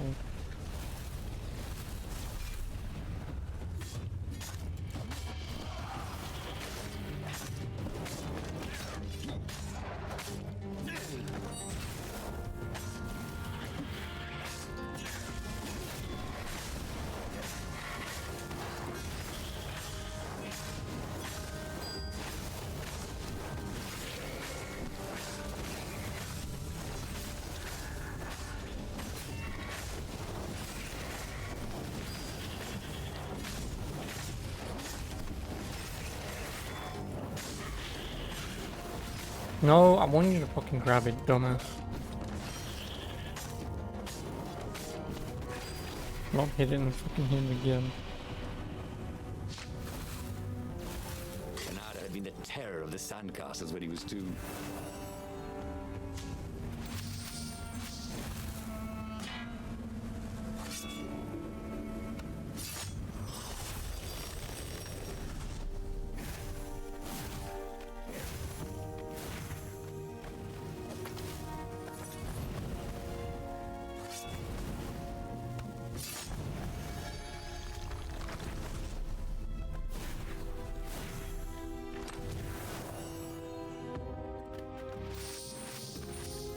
Cool. That was always a rush.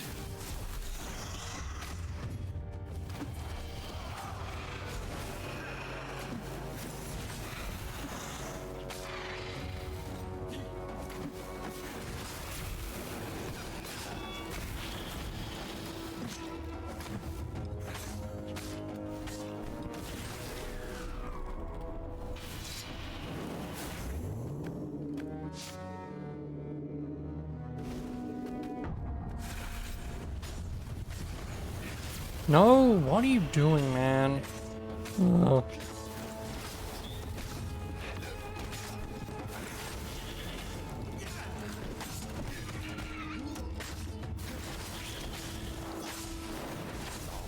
Do we have to stop?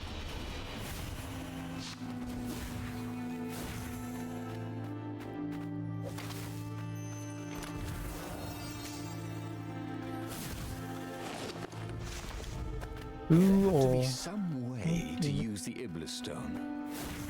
It was old, wasn't it? People are so much cleverer now. And Renato was pretty sure he was cleverer than most people. Or I could go that way, he thought.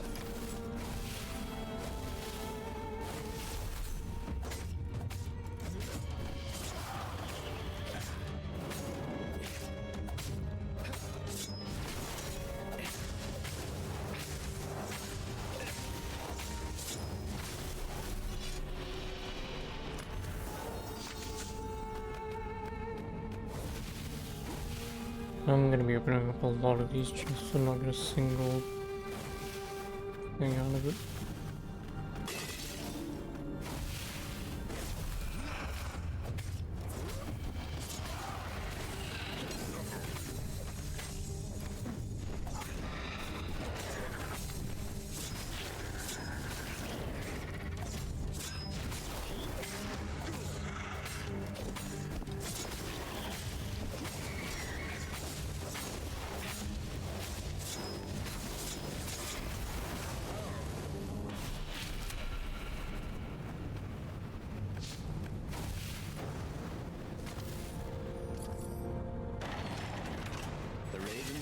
Could not get past this point.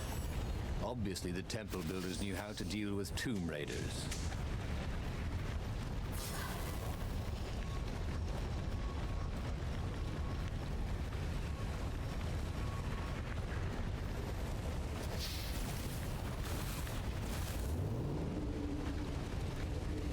These platforms are great. Renato wanted one for his house.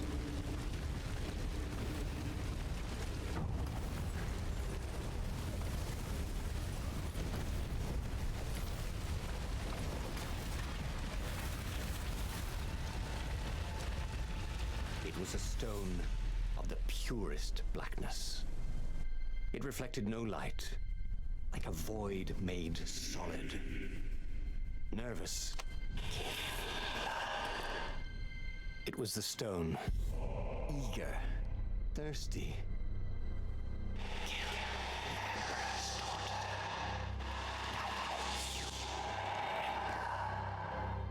That seemed tempting and terribly wrong. Zenobia was the Emperor's greatest general and a potent witch. But they had been close once, and he had a sneaking suspicion the gem would try to control him. Why not capture the core of Sky Ripper instead? It was the eye of a lost god torn out by the Transcendent Emperor to power his greatest weapon. The core, said the stone anxiously. But even though Renato knew how evil the gem was, he had a clever plan for dealing with it. The gem could give great power, but it was evil. But Reynardo had a plan.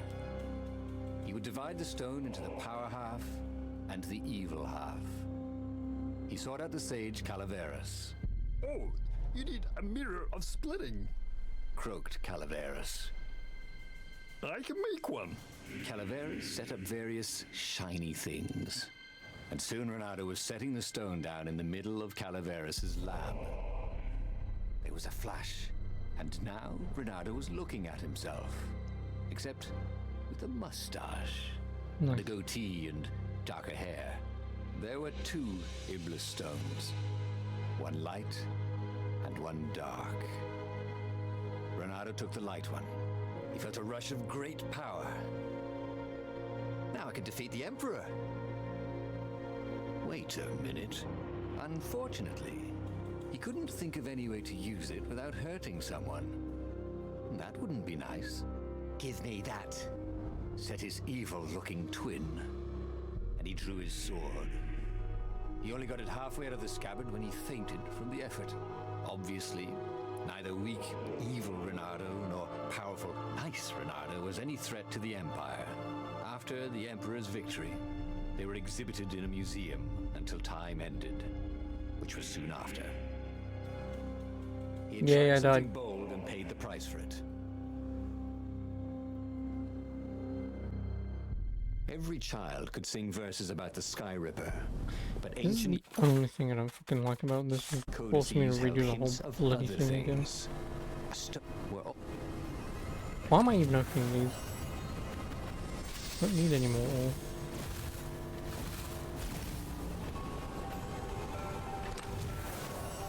fresh socks, thought Reynardo. Please be fresh socks.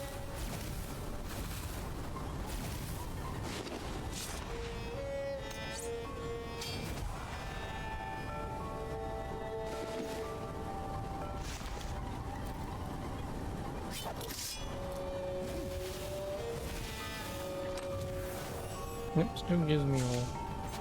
Why though? Oh, I still have a thingy gem on right now.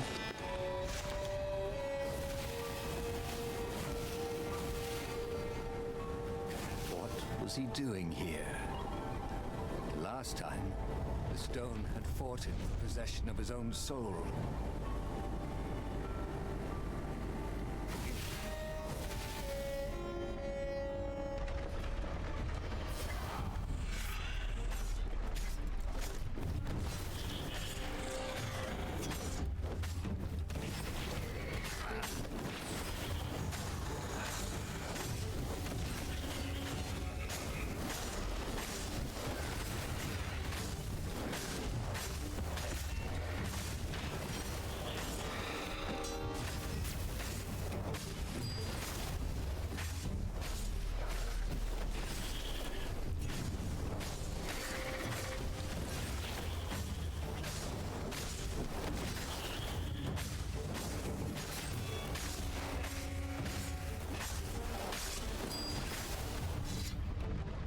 Ravens were already here, cawing in frustration.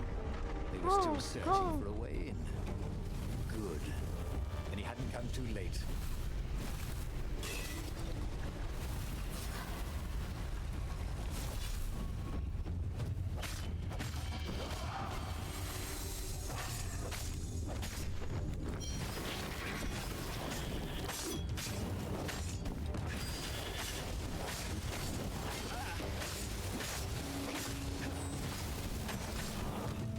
Hold on me.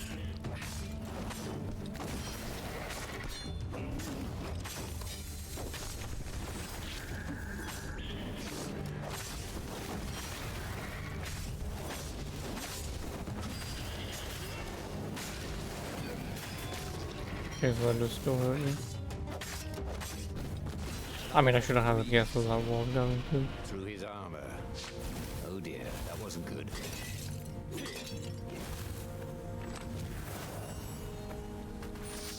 Why are they all though?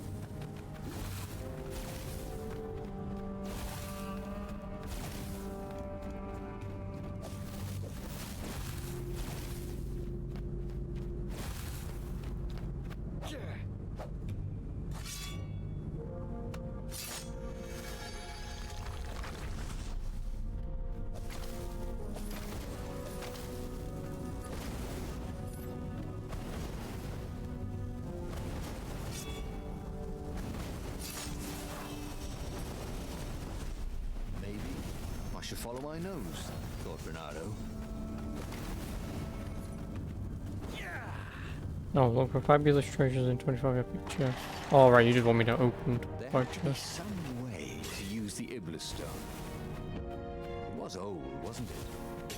People Oh, were so don't much even open them cleverer anymore. now. Don't even open the chest. Bernardo was pretty sure he was cleverer than most of them.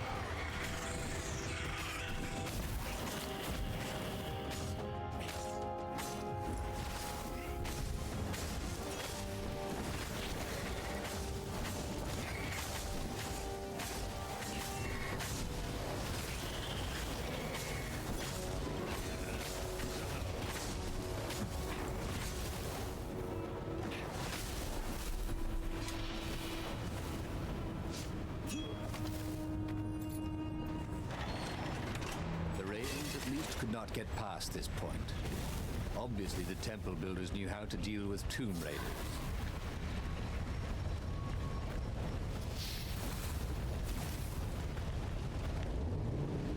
I mean, if I'm gonna Renato get wondered if that it wasn't perfect cheaper combo to build achievement, probably bridges gonna than look up stairs. what moves and missing. So I wonder if it would count, like getting the shield one.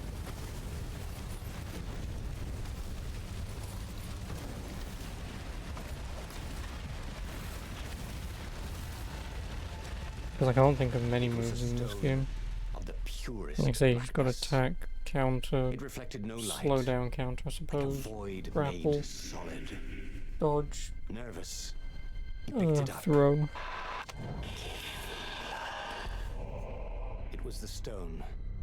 Eager. Thirsty.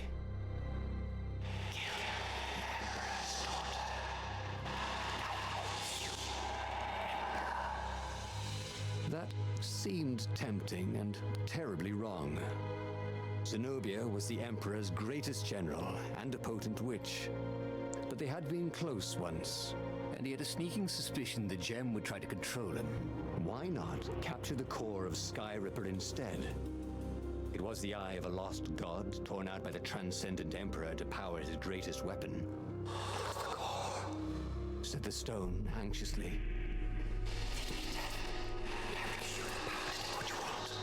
But even though Renato knew how evil the gem was, he had a clever plan for dealing with it.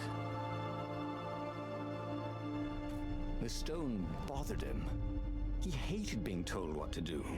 Wasn't that why he joined the rebellion? Wasn't that why he'd refused to be a soldier? He'd agreed to come on board only if he could freelance. The stone felt a bit clingy, and he had a feeling it did not have his best interests at heart. The sage Calaveras had told him where to find the Sky Ripper, a weapon capable of challenging the gods. Even without its armature, the core would still possess great power. He would go there. The moment he landed the Farfarer, Renato had a rare feeling of regret. It's not too late, he thought. He could turn around and sail for Zenobia's island. He frowned. Wait a minute. He didn't want to kill Zenobia, did he? Sure, technically she was the enemy, but they'd been at Sword Fu school together. They'd never been lovers, but somehow they'd been closer. She'd told him every secret about herself. Except the biggest one. And she was the Emperor's daughter.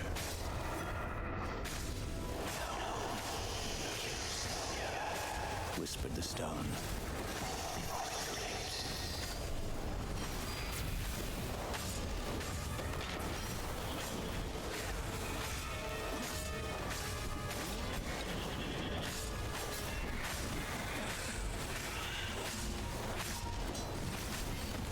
Oh, fuck off, really? Oh, fuck off. Wow, okay. I really need to prevent that from happening. Because their attack speed goes through the fucking roof. There was something sour in the air. Like the earth had ruptured over something that had been fermenting for a very long time. The stone hadn't lied about what it could do for him. With each raven he cut down, he felt a jolt of power flowing into his arm. Whispered the stone. Are you a afraid of it? Don't be ridiculous. It chuckled. It's unstable. It will poison you if someone just carry it. And if you try to use it, it will explode catastrophically. Renato did not trust rocks that talked in his head. He went onwards.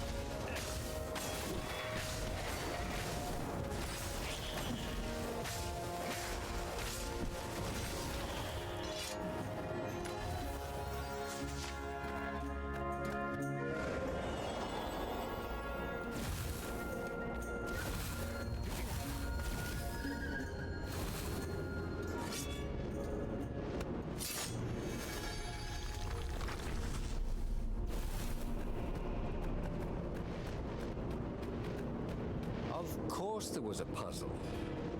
You couldn't expect the Transcendent Emperor to bury a god's eye in a leather sack where anyone could pick it up.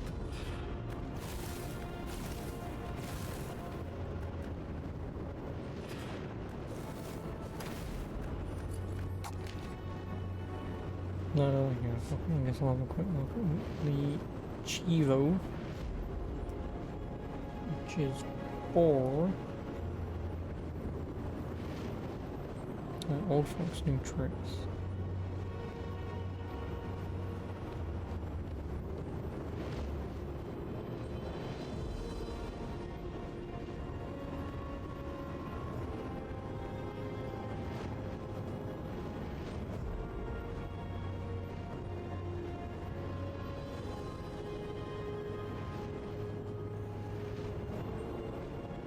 I need to hit an enemy using every 4 swords. Single hit is enough. Use Raven as a meat shield. Hold Raven and let another Raven attack the Raven you hold. Throw a Raven against a wall. Really against a wall? Throw a Raven against another Raven. Throw a Raven off a ledge. Counterattack a Raven. Wait for mark and counter it. Use grapple hook on a Raven and use dash on a Raven.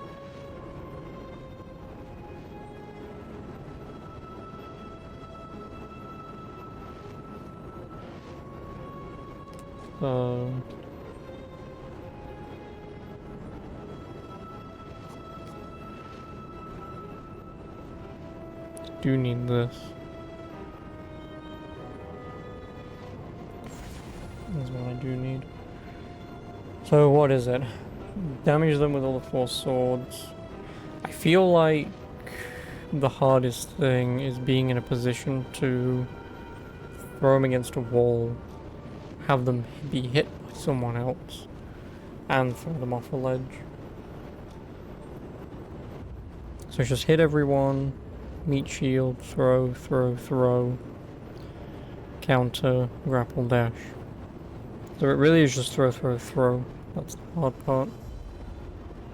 Well, and the meat shield. And then obviously changing weapons mid-combat is kind of annoying as well. I have to let go of movement, which is where I need to be to face the enemy and to press the fucking button. But I could let go and do that, I suppose, but...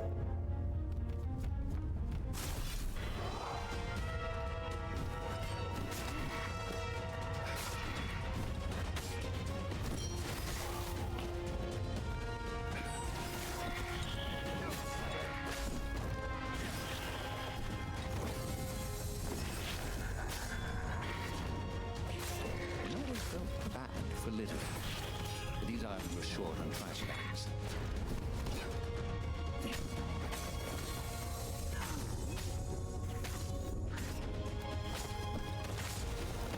Change weapon, dumbass.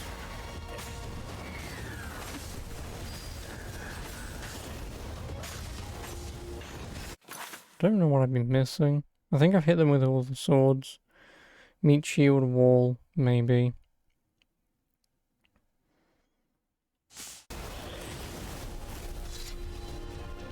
Nope.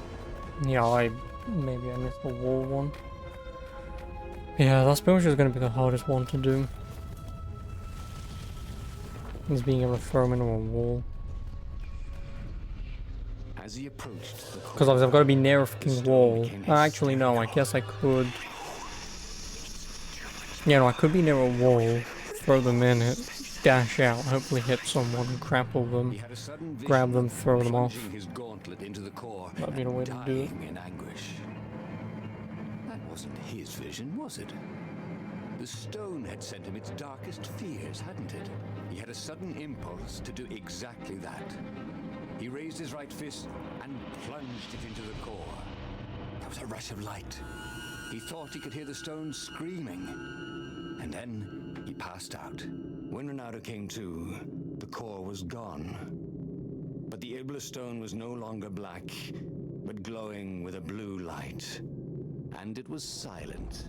"I can't hear you," he sang out, and "You?" It didn't answer. "Ha!" he said. He had defeated the demonic gem with the power of his mind. He felt invincible. It was time to attack the Imperial outpost on the Nexus. Take the battle to the enemy. But among the huge crystals, there was also an observatory. A wise man would probably ask the scientists exactly what he had first. How wise was he?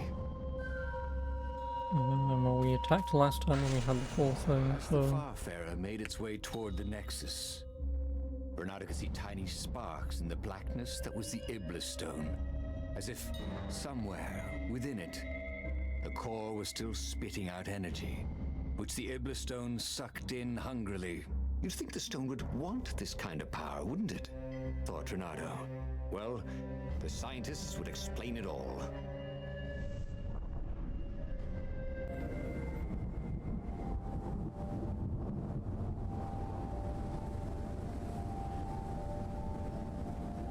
See? He'd trusted his gut, and it had worked out. That's what it meant to be a hero. To ignore the naysayers and the odd-makers, and do what you knew was right, and have it turn out to be the right thing. Well, he wasn't worried. Once he got to the observatory, the scientist toads could explain it. Then he could carry the war into the enemy's camp and destroy them all.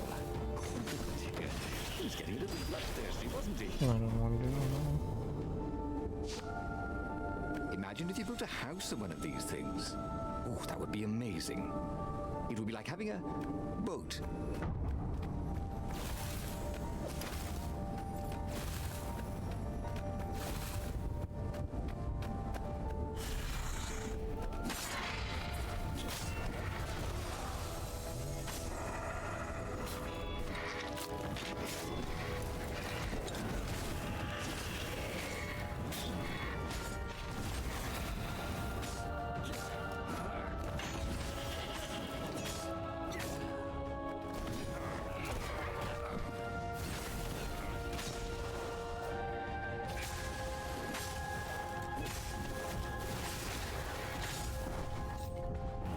Is a very cool sword, thought Ronaldo.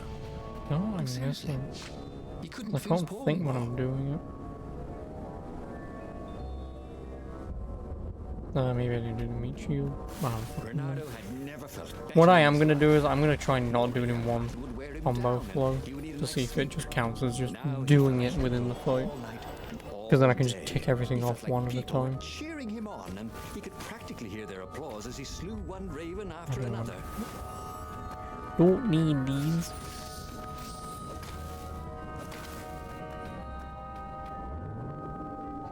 Because I don't need to do it in one combo, then it won't be too hard to get.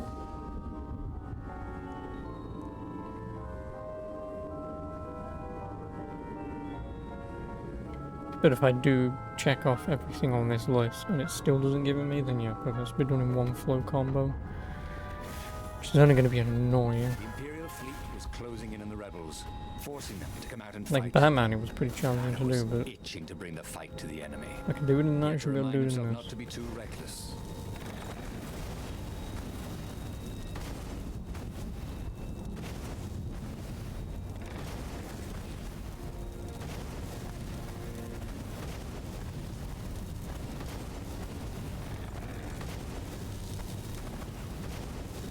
Energy spheres.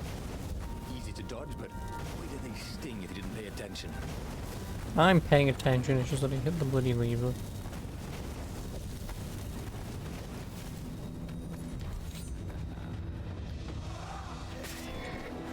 So that's one off. That's hit.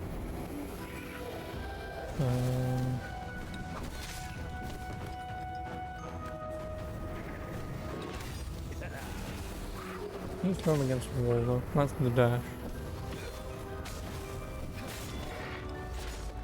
That should be the wall. So what have I done? I threw him off. I did counter, threw him off. Did the wall. I guess hit. Grapple hit.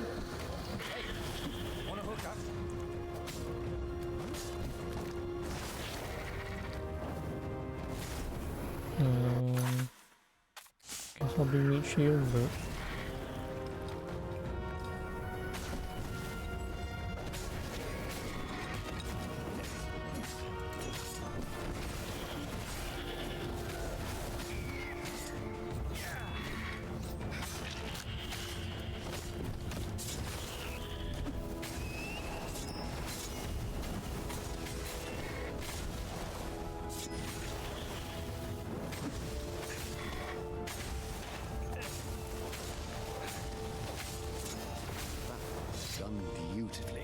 Oh no, I did it. I mean, there's. When you needed one.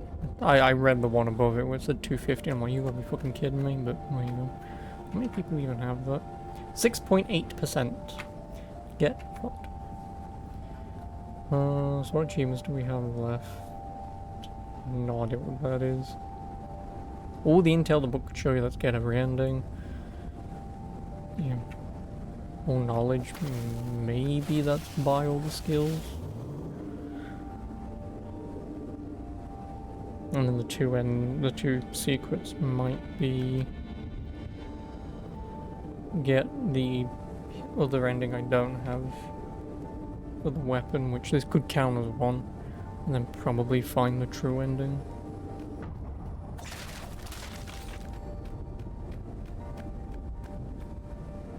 The toads at the observatory measured the stone with their occult devices. I fed it the core of Sky Ripper, explained Renato. No more VV blood and souls. But the core is not an unlimited energy source, said one toad. Another said, there's a feedback loop, you see, which could overload the stone. The stone doesn't actually feed on souls, claimed a third. but on pain of killing another sentient being. If you can truly be at peace with yourself, it would not overload. This was all very confusing. At peace? Yes, the mountains were peaceful and quiet, but he now had the power to turn the tides. He should report to the Rebellion Council and prepare for the decisive battle. Let's be at peace. The one thing he understood from all the Toad arguments, maybe the stone did not feed on blood or souls or rage. It fed on empathy. It fed on the pain he felt when he put an end to another being's existence. Even if that other being was a raven intent on killing him. If he could find peace, then he could use the power of the Ibla Stone without being taken over by its evil. Yes, that was the way to defeat the Ibla Stone. The mountains. He would go to the mountains. He could find peace there. Unfortunately, the mountains were not empty. There were ravens everywhere. No matter. He had to fight, yes, but he didn't have to be angry. Parry, dodge, slash, and breathe. Yes, focus on the rhythm, the dance of it, not on the blood or the raven's core as they died. Ah, it was working. He wasn't feeling those dark jolts of eldritch energy. He wasn't feeding the Ibla Stone. No, stop doing that. Say hi to gravity for me.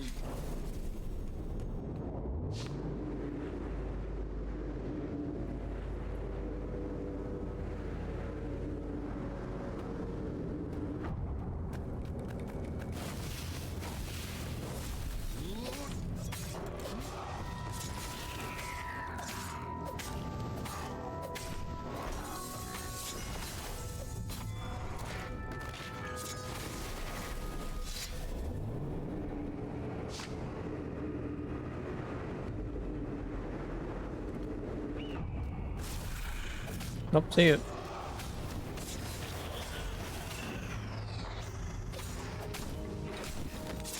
Stay.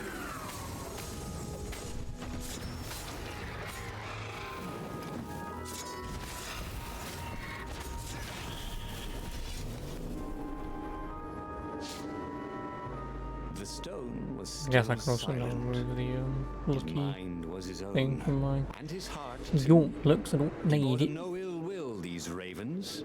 They were doing their job. They were expressing their nature. Dance, whirl, parry, jab, and breathe. It was all so simple, wasn't it? But something was missing. He didn't feel truly at peace. Wait. Wasn't this near where Calaveras lived? The sage would help him figure it all out.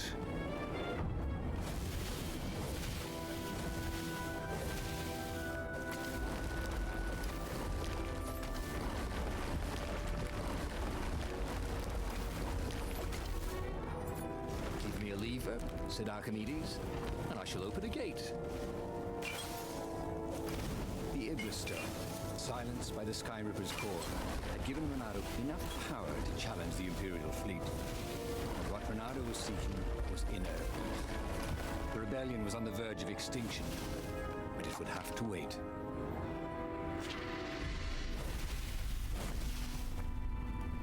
At the end of the mountain path, he found the wise Calaveras in his workshop. Do you fix souls or only artifacts? He asked the sage. Does your soul need fixing? Asked the sage. I've been killing a lot of ravens lately, he told the sage. You're a fox, Said Calaveras. and to kill birds is part of your nature. You should enjoy it. I mean, I might as well worry about eating flies. Would you like a fly? It was true. That's what he had forgotten. The joy.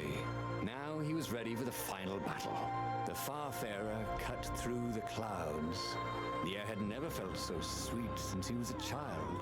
There it was, the dreaded Imperial fleet. He could smell wet hemp ropes ahead, wood and tar, and ravens. Even the fleet smelled good somehow. He was ready. He was ready. I'm ready. I'm ready.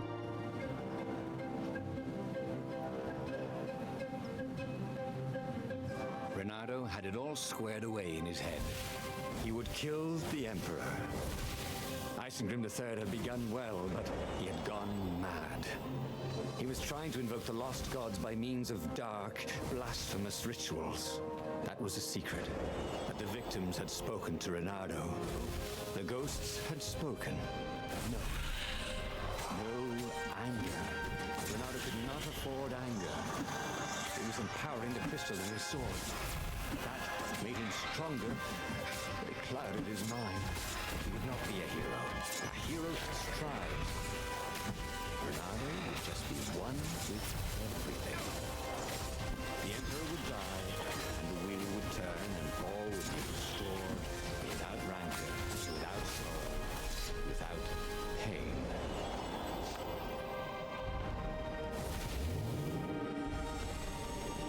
This would be the perfect place for a tic-tac-toe board. Tic-tac-toe. Putting noughts and crosses myself.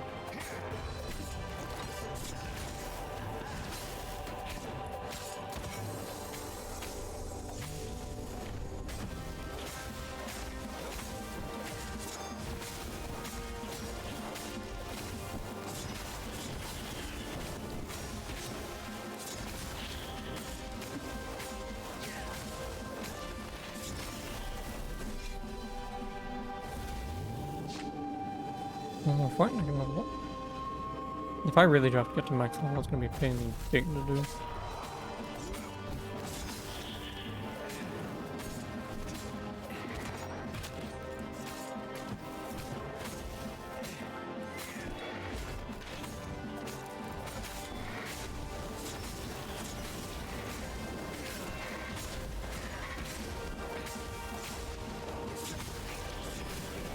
Danced around the room yelling, But the more he thought about it, and he had so much more time to think about it now that he was not Yeah, worrying needs about it. partaking Killing the Emperor would not change 15 anything. battles to level up Another again. would take his place. Perhaps Zenobia. Perhaps the Speaker of the Rebel Council, and power would corrupt them too, and death would make grief, and grief would lead to hatred. He must lead by example. Reject the violence. Reject the desire to create violence. But how?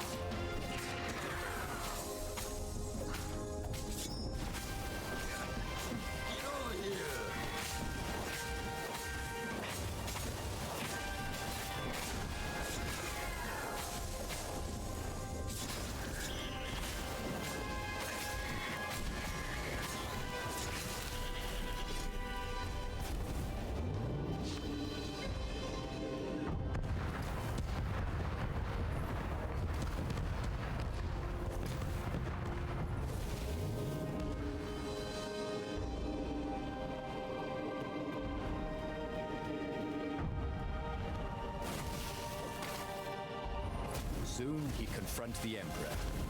Again.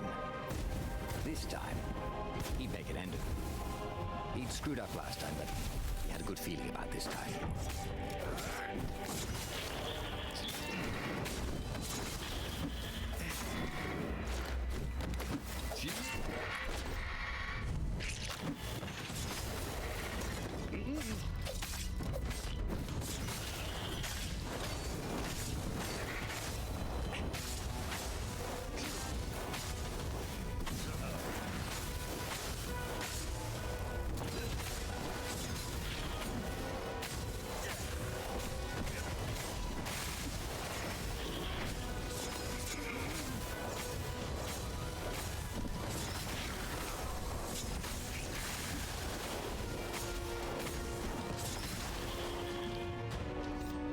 Do.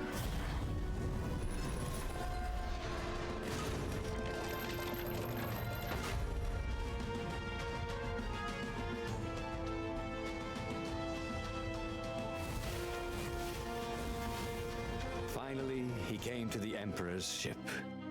The path behind him was strewn with dead ravens. The path to enlightenment. His mistake, he realized, was trying to change the world.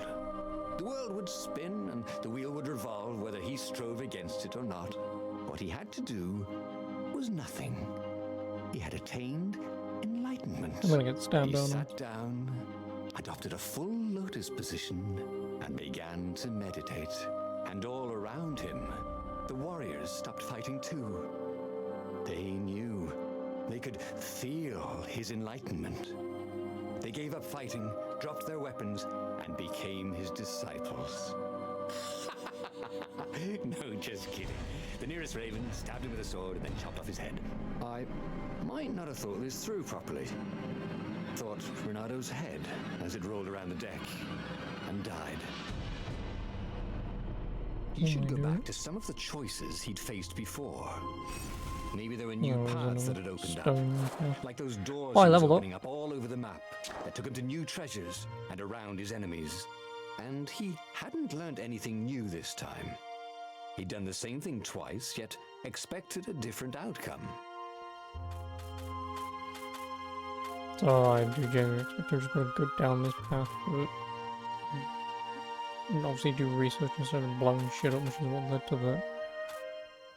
The book's pages fluttered to the beginning once again, faster than before, and he fell. The clouds parted over the Isles of Boreas. It was time to choose. The rebellion was in trouble. Ravens were scouting for the secret rebel base. They needed a game changer. Pieces of the Sky Ripper had surfaced, or so a scholar in the mountains had told him. Surely the weapon that banished the lost gods could defeat the Emperor. Also, a temple had risen out of empty desert. The Iblis stone was hidden there. It was a dangerous artifact. It could corrupt its user into a bloodthirsty monster. Maybe he could find a way to use it, to take its power without surrendering to its wickedness. And also, his old friend Lupino needed rescuing. Of course, Renato had a pretty strong suspicion that Lapino had betrayed the rebellion. But could Renato really leave an old friend to the Ravens?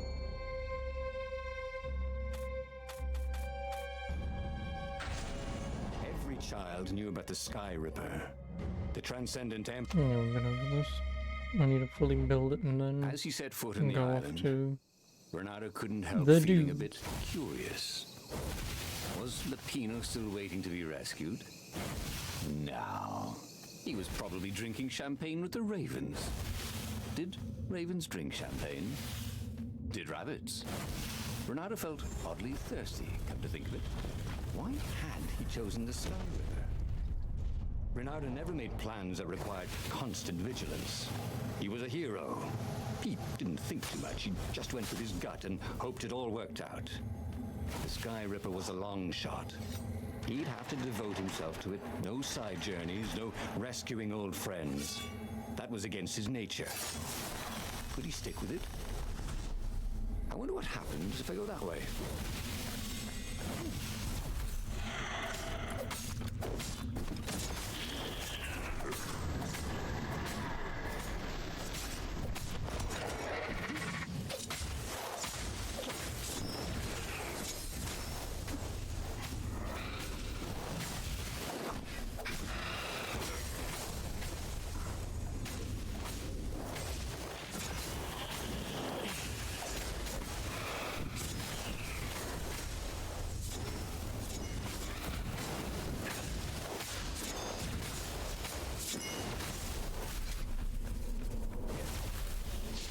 Renato was running out of choices. Zenobia's love brought him only sorrow. His best friend was his enemy. And the Iblis stone, oh, he shuddered. Best not to think about it. All that was left was the Sky Ripper, a weapon powered by a god's eye. So be it then.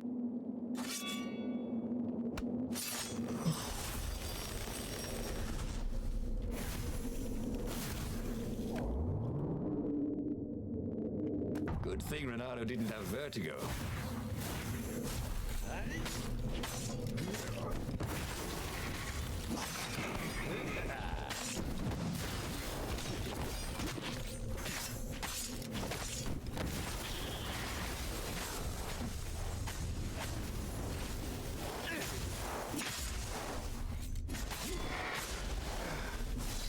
Didn't mean to do that, but sure. Why am I opening this hook? It's only gonna have that in it.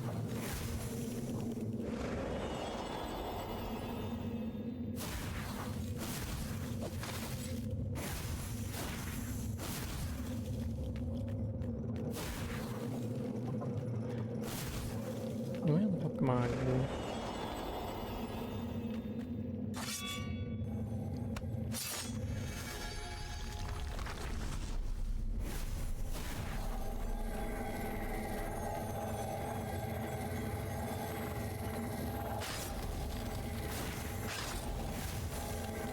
Say goodnight, Gracie, said Renato, wondering who Gracie was.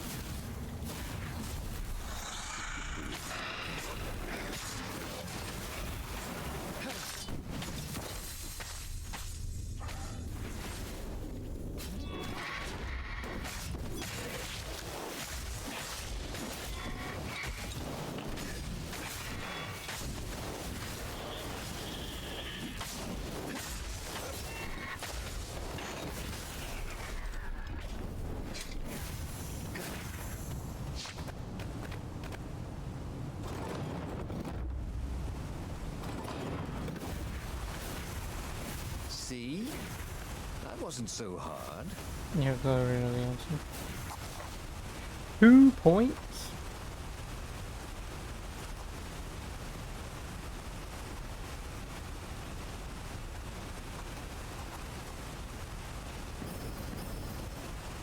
Oh my gosh, give me more dashes. There it was. Sky Ripper's armature. So what The how stuff many that of these dreams are endings made of. lead to level up? Engineer's dreams, anyway. Oh, the true device ending was gets you intricate. 2. No one alive had the skill to make a thing like it. How was it part of a weapon at all? He'd have to ask a scientist. But first, he'd get the second piece. Sky Ripper had a heart. A core that had come to rest on the next island. There are Well, 5 level ups in Village. I there don't know what was I got. another 2 island he could reach. Zenobia had just invaded it with her father's Raven So battalions. 3 plus the She true was being ending. camped there So yeah, still. still 5. But fighting Zenobia now, that Which made no is sense about, I at all. guess, but He'd it's still a already lot of sacrificed levels. one friend to Unless, get this because now I no armor, longer need was it? ores and stuff. He didn't need to hurry to face her. That it She just would gives me find him. level ups. If that's how that works, then great and wonderful.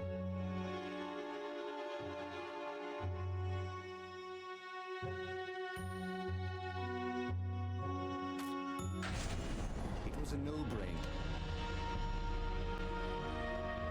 He looked up at the old trees around him.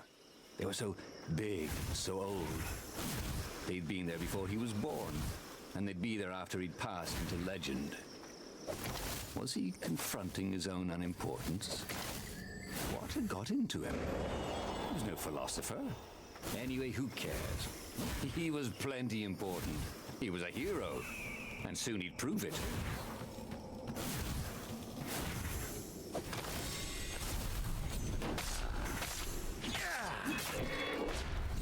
Everybody knew you shouldn't trust a Raven further than you could throw one. But vertical drop count?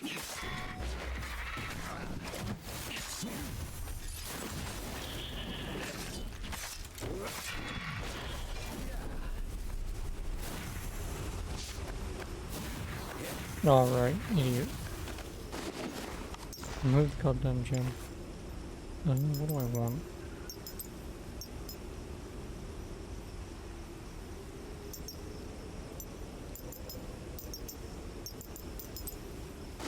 Give me attack speed.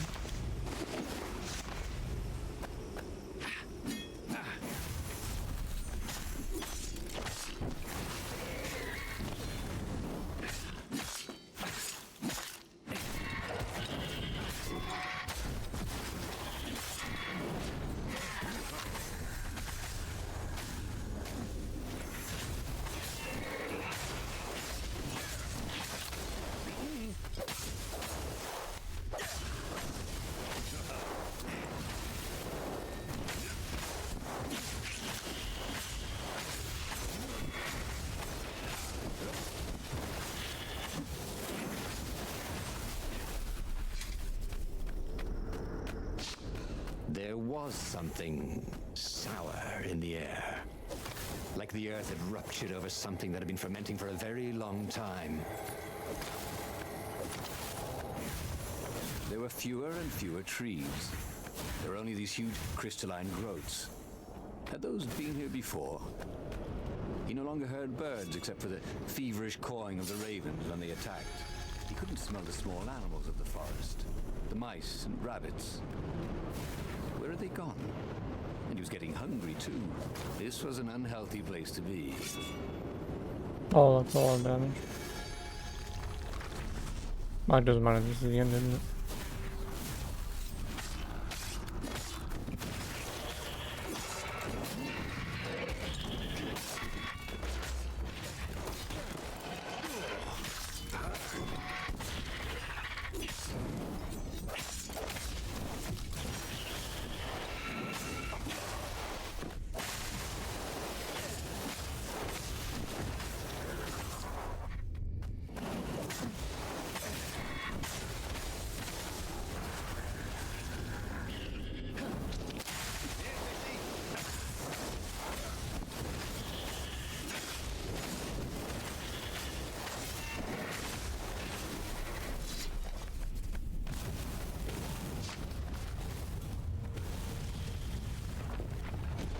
The 20-sided core made him feel physically sick.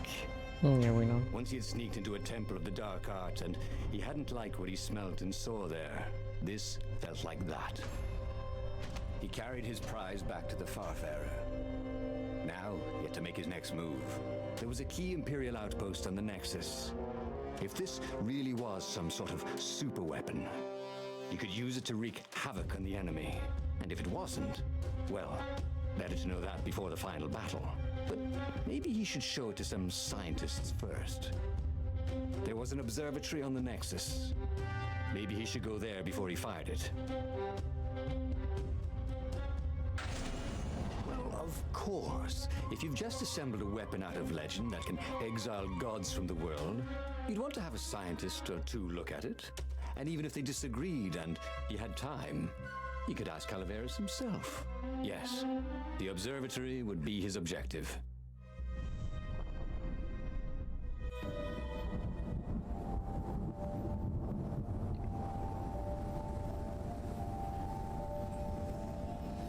Why had the parts of the Sky Ripper only surfaced now? Thousands of years after the Transcendent Emperor had dismantled it. The mad Emperor Isengrim had performed terrible, bloodthirsty rituals to invoke the lost gods. Was that why these ancient artifacts were rising out of the ground? How perfect, then, that the Sky Ripper would reappear to be his destruction.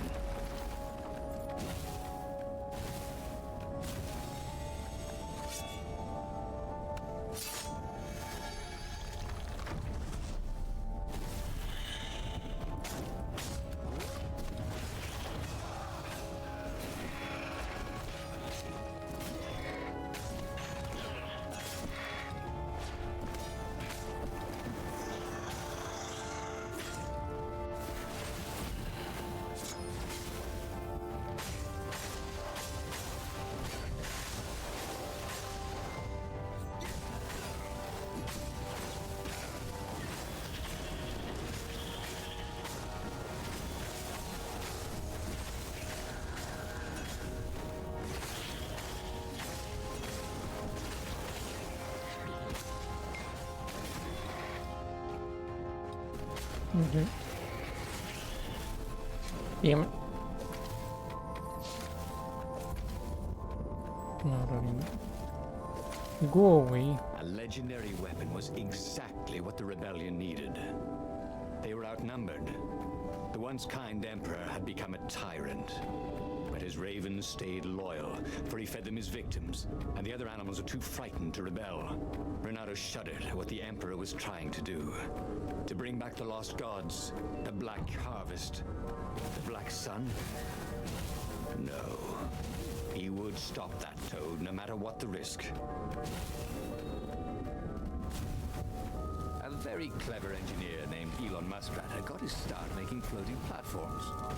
Not many No. people knew that. No. Stop it.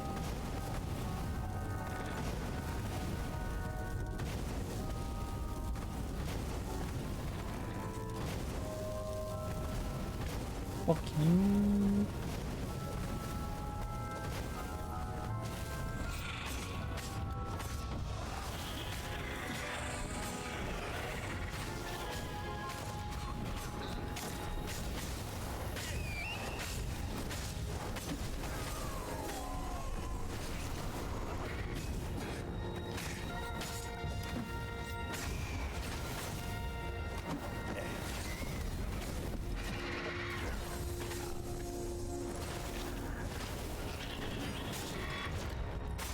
Just trying to teach you how to fly.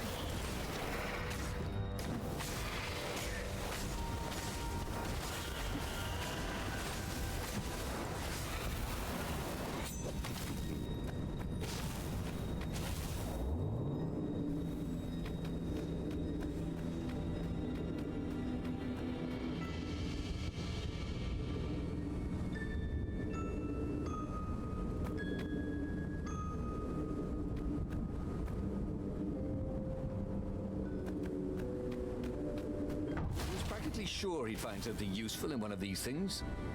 Renato was thrilled.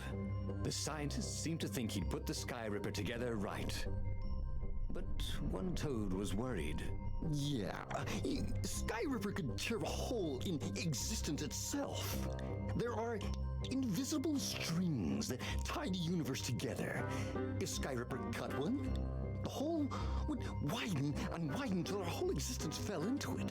Another toad sighed. Irving still believes in string theory. At least go see Calaveras. Yeah, said the worried toad. He knows more than anyone else has forgotten about the Transcendent Emperor. If anyone could tell him how to use this weapon safely, it would be Calaveras. It was he who had told Renato how to find it in the first place. But maybe he had to give up on using it as a weapon. Maybe he had to go to the secret rebel base and ask the generals there what he could do with a weapon that he dared not use. Well, he should have known he'd have to consult Calaveras again. The scientists at the observatory were smart enough. But what did they know of the Transcendent Emperor? He hoped it wouldn't delay him too long. The rebels had scheduled the final battle soon. Every day they delayed risked the exposure of the secret base. And some soldiers were already drifting back to their homes and families. Calaveras would fix the Sky Ripper for him, and then he would win the final battle.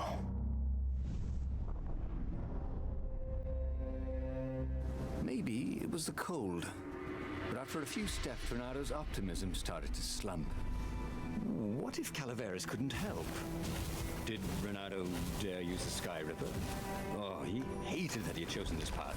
It was so much simpler to rescue friends and attack enemies, even if some of those friends were more trouble than his enemies. Some of those enemies had been friends before and might be lovers after. No, okay, it wasn't all that much simpler, no. Physics made his brain hurt. That, Physics? at least he was sure of. Physics.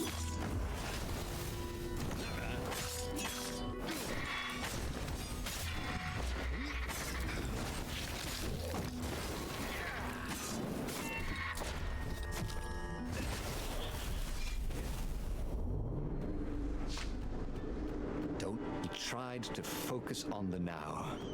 The ravens who seemed everywhere all the time. Where did they hatch from? Were there giant raven hatcheries somewhere? Or did they have families? He didn't want to think about raven mummies raising their darling raven chicks. Yeah, Calaveras would help. He would make Renato feel better about using the Sky Ripper. Then Renato wouldn't have to worry about ravens ever again.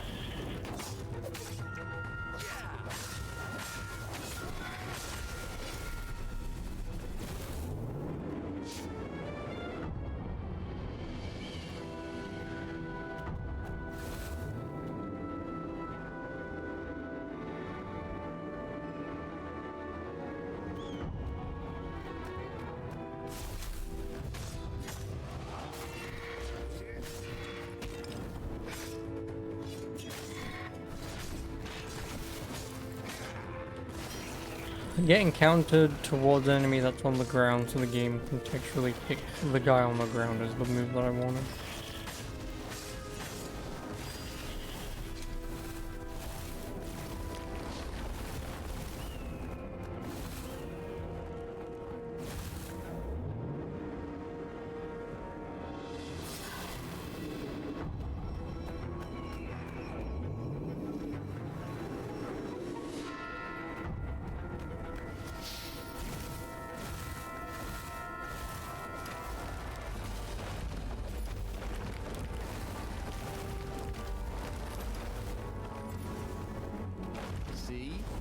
With enough leverage, you could go anywhere.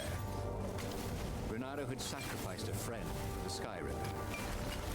It would be worth it if he could bring a super weapon to the rebellion. The scientist had ruined everything.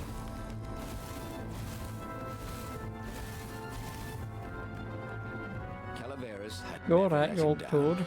Yeah, of course I can make it work better. But when Renato explained about the strings, Calaveras grew thoughtful. Oh, strings, you say? Well, the Arcana do speak of the ties that bind the world. He drew many intricate symbols in the dirt. Yeah, so, according to my calculations, each time you fire, I'm afraid there's a 1 in 120 chance you'll destroy the universe. That's pretty good odds. That's like rolling, 21 dice and they all come up 6. What are the odds of that? What? No! It's more like 2.716s in a row. Anyway, with those odds, it won't happen if I use it just once. Yeah, no, that's not right. Each time you use it... Okay, look, just don't use it ever. All right, I guess. As he sailed away from the mountains, Renato could see clouds darkening. Rain? No. Ships. Imperial ships, swarming thick as bees. This was it. The big battle. They could not afford to lose this one. What if it did not go well? What if he had to use the Sky Ripper? Could he gamble the universe? On the other hand, what were the odds of rolling 21 sixes in a row?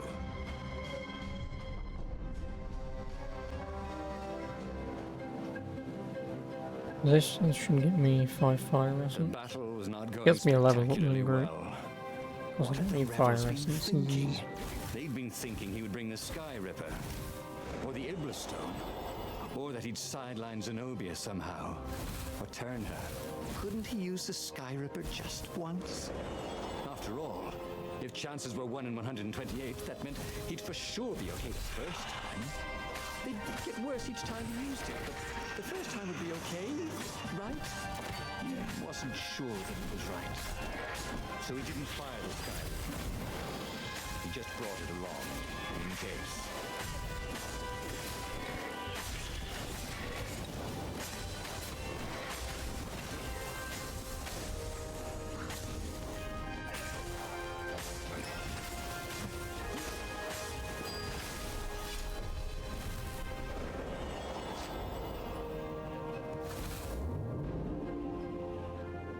There was an inscription on the platform. Balaleka lessons, with an address.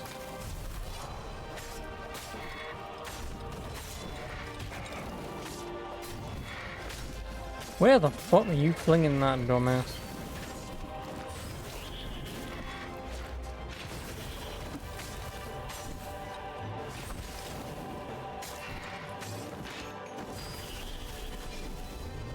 Idiot.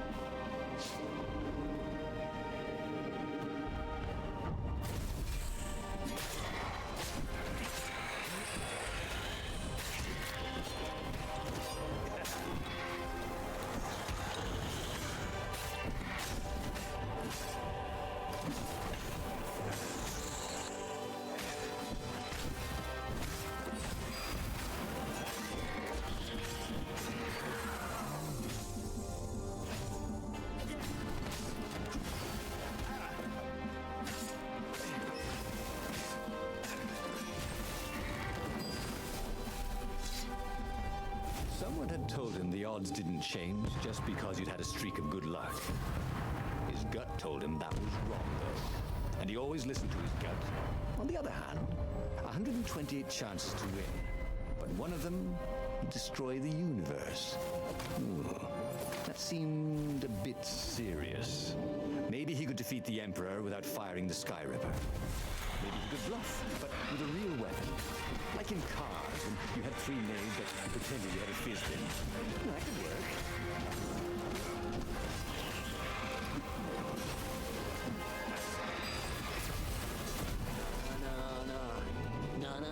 No. Hey. Goodbye. Why? Cool.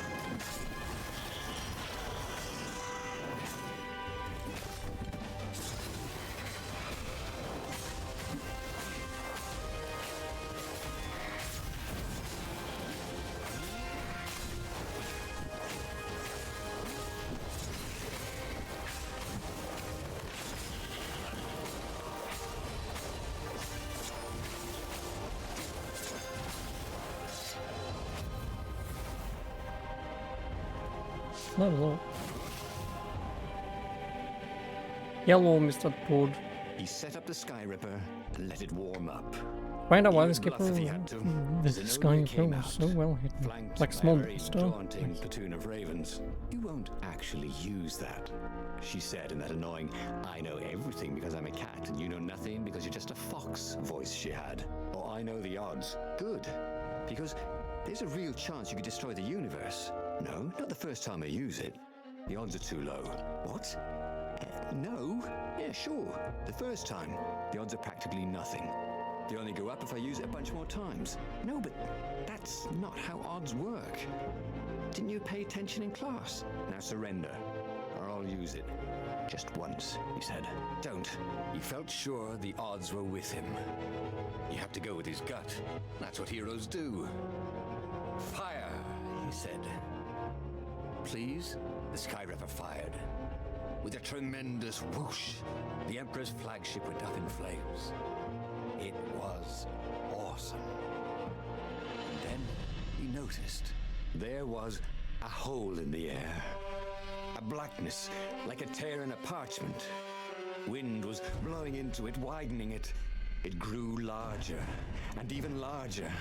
Crates fell upwards into it, and the world itself seemed bent, like the reflection on a curved mirror, as it poured into the ravenous hole.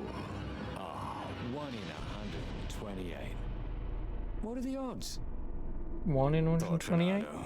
And then everything fell into the hole and was gone. Don't get me wrong, I understand his, He should go back to some logic. of the choices he'd faced before. Maybe there were new paths that had opened up. Like those doors he was opening up all over the map. He's doing that 5 took the fire new lessons. treasures Can't do anything with it, around like. his enemies. But he'd learned another truth. New truth revealed, the core was Skyripper core is powerful, unstable, the world 2 but plus 2 levels. dangerous if used improperly.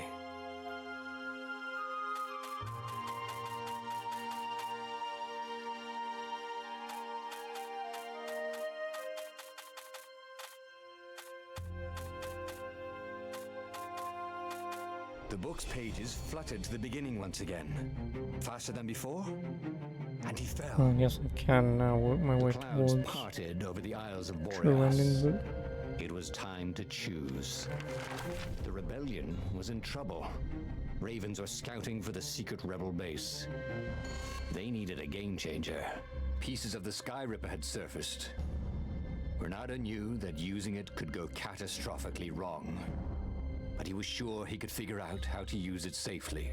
Also, a temple had risen out of empty desert. The Iblis stone was hidden there. It was a dangerous artifact. It could corrupt its user into a bloodthirsty monster. Maybe he could find a way to use it. To take its power without surrendering to its wickedness. And also, his old friend Lapino needed the rescuing. key! I'm Of assuming I course. just need to follow that. Renato had a pretty strong suspicion that Lapino had betrayed the rebellion, and he had a gut feeling that he needed to use that to his advantage.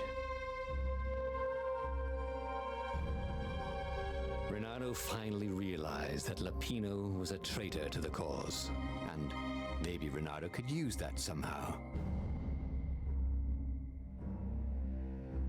Renato couldn't quite put his paw on when he'd realized Lapino was working for the Empire. He'd never exactly seen Lapino sending coded messages to the palace, but he was sure. The rabbit had been on too many disastrous missions where he was the only survivor, or where he accidentally missed getting on the boat that went down to the abyss in flames. If Renato could prevent Lapino from getting back to the fleet with all the intelligence he'd probably gathered, it might be worth the trip.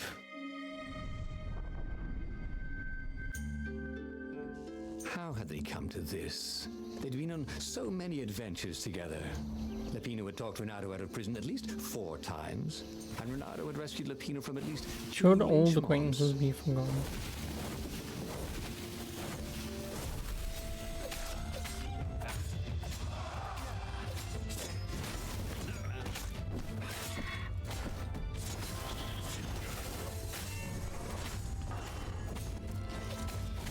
Don't go away.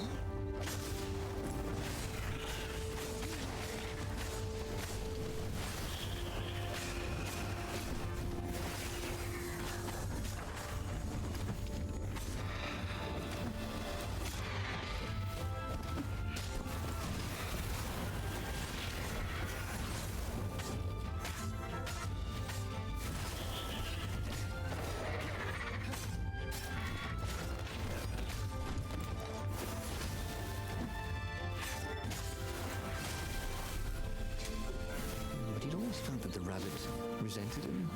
Peppino was hilarious because he was so down on himself and everyone else. But behind the laughs, he wasn't a happy camper. It was his payback. Or did the Empire have his little white tail in a vice?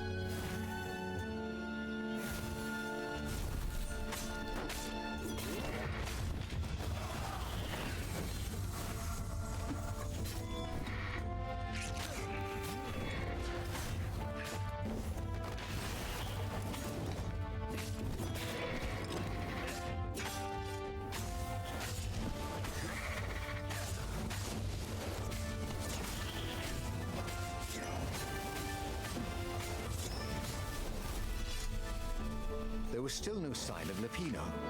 Not a hair, not a pellet. Was he hiding in the cemetery further down the road? That didn't seem like him.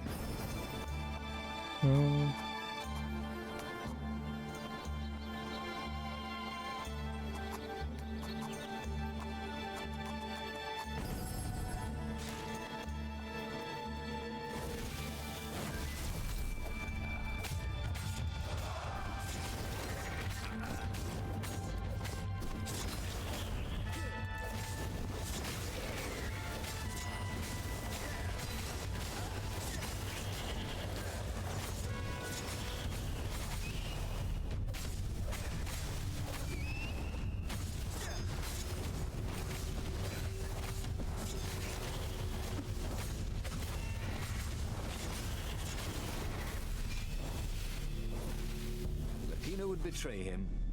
The core was dangerous. Now, Renato had a fleeting idea that the two ideas went together somehow. And then it was gone again. Damn ideas. They never stuck around when you needed them.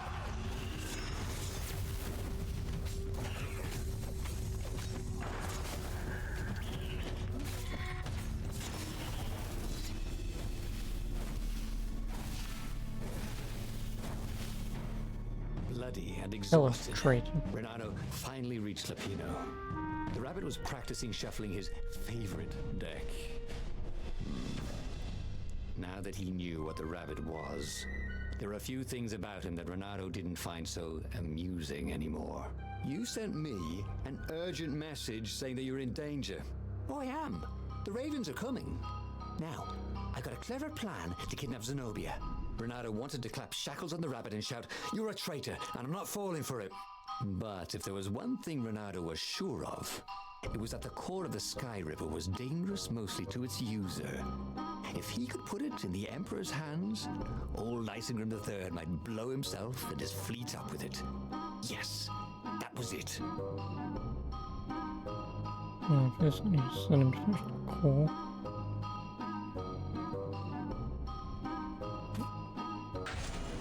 Renato felt like a real hero, brave and smart. He told the rabbit all about the Sky Ripper's God's Eye core. I'll go get the core while you attack Zenobia. He told the rabbit. But wait, I've an even better idea. I'll get the core and you attack Zenobia, Said the rabbit. Right, yeah, that is better. Agreed Renato. Perfect. The traitor would make sure the Emperor got the core. Now Renato just needed the Emperor to use the core. If he could only get something that the Emperor wanted very badly. Zenobia. He could save her and bait the Emperor at the same time. Right. Now, all Renato had to do was fight his way through Zenobia's invading troops, sneak onto her ship and into her bedroom, and kidnap her without any of her dozens of guards alerting her. Then, he would rely on her love for him to convince her how evil her father was, so she'd run away with him instead of going back to her father, who was going to blow himself up. It did sound a little risky. But Renato had a feeling it would work out somehow. It always did.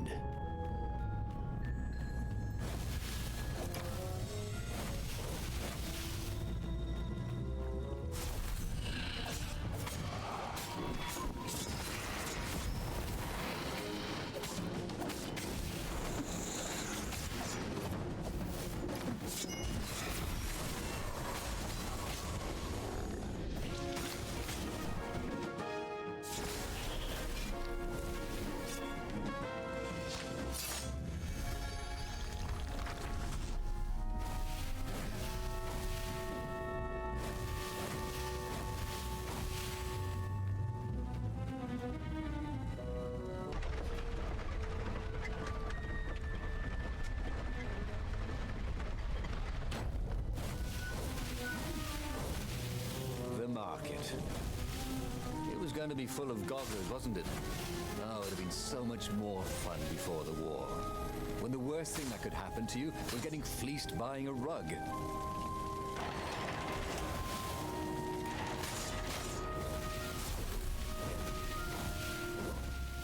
Renato was halfway to Zenobia's encampment when Lapino showed up. He was disheveled and distraught. They jumped us. I barely got away. Oh, they got the core. Ooh, it was all going according to plan, thought Renato. Now he just needed Zenobia on his side. Yes, that was even better. The Iblis Stone. Zenobia could get it. And then the Emperor would have to pursue them. Wait, no. The gem would corrupt anyone, even her. That's it, he thought. Even Lapino. Even though Lapino was already a traitor. It would turn him against his secret master, the Emperor. He would try to make himself Emperor. And the Emperor would have to defend himself with the core. Boom. He was a super genius. This is terrible, Renato told the rabbit. If only I had gone for the Iblis Stone. But now it's lost in enemy territory. He handed Lapino a map. It gives the bearer so much power. We can only hope the Emperor never finds it. What was that? Said Lapino. I think someone's following us. I didn't hear anything. Rabbit ears. You go on ahead. I'll check it out. And with that, Lapino hopped off with the map. Wink.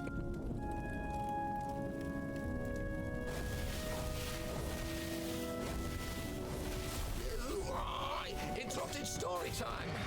Caught the lead raven. Now we'll never find out how it ended.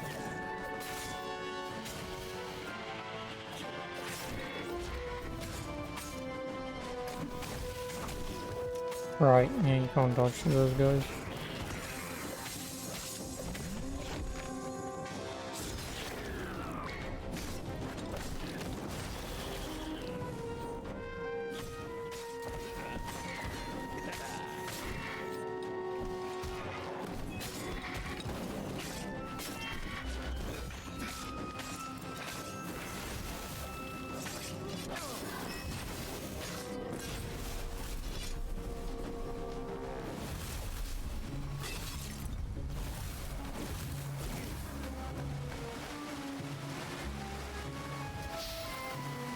Renato slinked through Zenobia's ship, making no sound at all. She was curled up on her bed. He'd forgotten how beautiful she was, how sleek, how soft. He tapped her on the shoulder with his sword. She was made of smoke, and he noticed he had a very solid blade to his throat. "Did you really think you could capture me?" Heard a familiar voice. "I just wanted to chat," said Renato. "Did you ever wonder why the Emperor adopted you? He needs a sacrifice, someone who truly loves him, to make a bargain with the lost gods." "That's a vicious lie." Which we now know she knows about anyway. "That's crazy. Why would anyone..." "They could make him immortal, an eater of souls." And with that, her eyes widened. She understood. Renato told her how he had rescued a priest whose order had been massacred, how he had slept in a burnt village. At midnight, the Emperor's victims had come to him in his dreams to tell him of the hideous eldritch rituals they'd been sacrificed in. He could still see those kittens and puppies, their wide, sad eyes, their moist noses. "You can't prove that." "I've got a witness at the observatory." No, he's going straight to the observatory. He couldn't tell her, not yet, why he was really here. He didn't want her to be anywhere near the fleet when her father blew himself and Lapino up.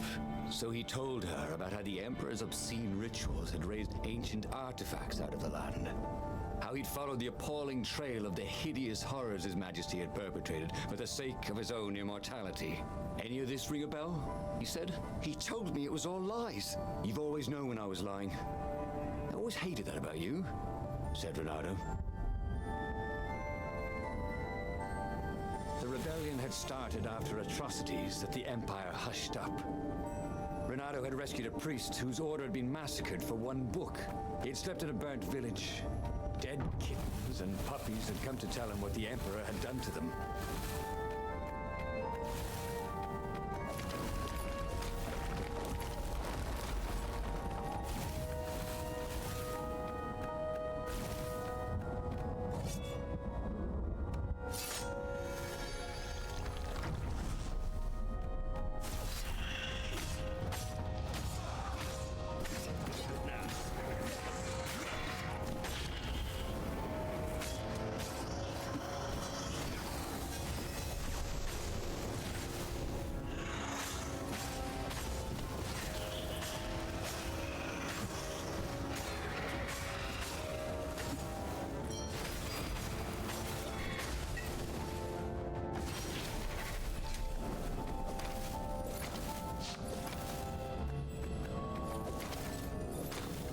I'll do that every Don't you time. think I'd know if my father started practicing black magic? Why? Would you join in? No, I'd destroy his books and I'd... Oh, God. Okay, you're not completely wrong. They've resurrected one of his Just realised victims. she's got really tiny Well, I legs. mean, look, it's not exactly Well, alive. Really But it can thin talk. legs. A true She's like, witness, "Me." she said.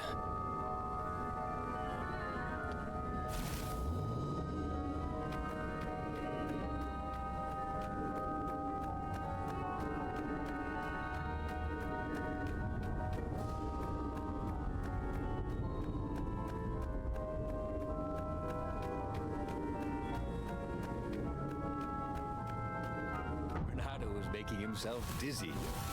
Fun!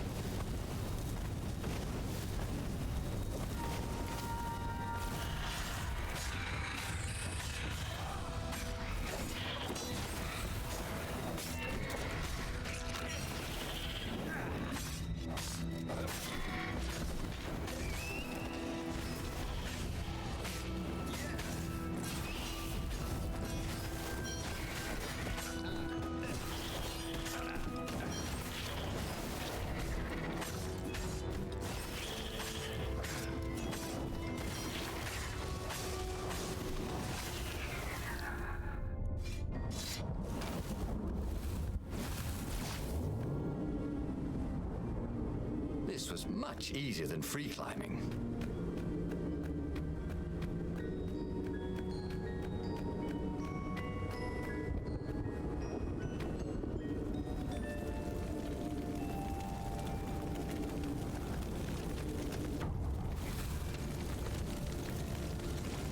No, the scientists. The observatory was a burning hulk. Dead scientists and black feathers everywhere. The Ravens had taken special care to burn the reanimated witness to cinders. Zenobia stared at the carnage. He didn't want me to hear the witness, did he? I guess not. What's your plan? She asked. So, Renato explained his brilliant gambit. Sending Lapino to get the Iblis Stone, become super powerful and corrupted, provoke the Emperor into using the core against him, thus blowing up both of them, and hopefully the fleet too. Let me visit your council, she said, shaken. I want to help. Could he really trust her?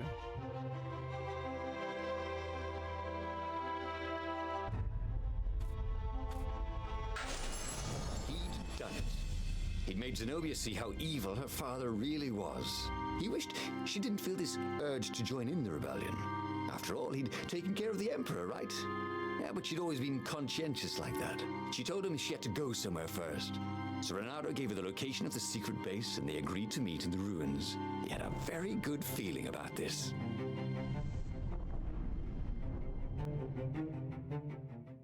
What What had Zenobia gone off to do? What was more important than meeting the rebel council? Had he made a mistake, sending her to the ruins? No. He knew they could trust each other. He could trust her because she never broke her word. And she could trust him because she could see right through him. Well, she'd probably be there well before him. She at least didn't have to fight her way through rainstorms of ravens. He missed her. Not Zenobia. Hypatia, the kid's mother. Renato had never thought he'd date a librarian.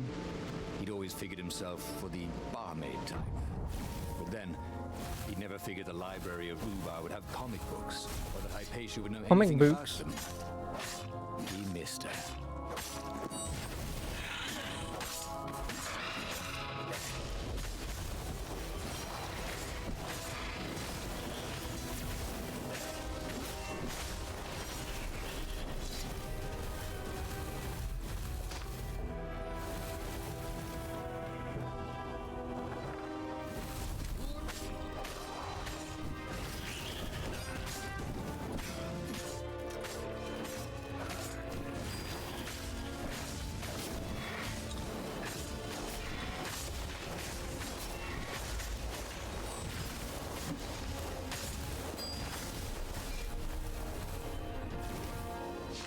As he came around the bend, there was Lupino, unconscious on the side of the path. And Renato could smell a familiar, sweet, smoky scent. Who? Zenobia. It had to be. She never used a combat spell when she could use drowsy gas. That bend. She had the Iblis stone. What would it do to her? She hated her father now. She'd kill him for sure. The council wouldn't mind if she killed the Emperor, but murdering her father would destroy her. He had to get to whatever ledge she was on and talk her down from it.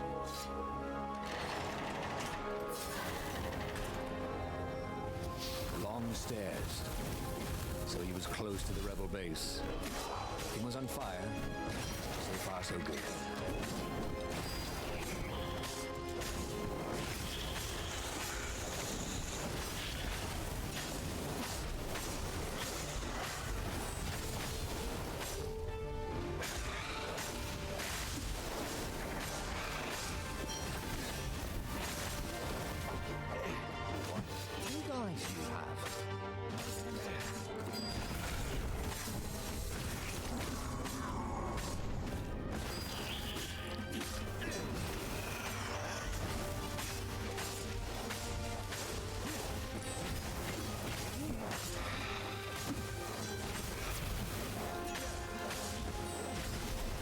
Five HP in a dream. Might as well open this up and get some health.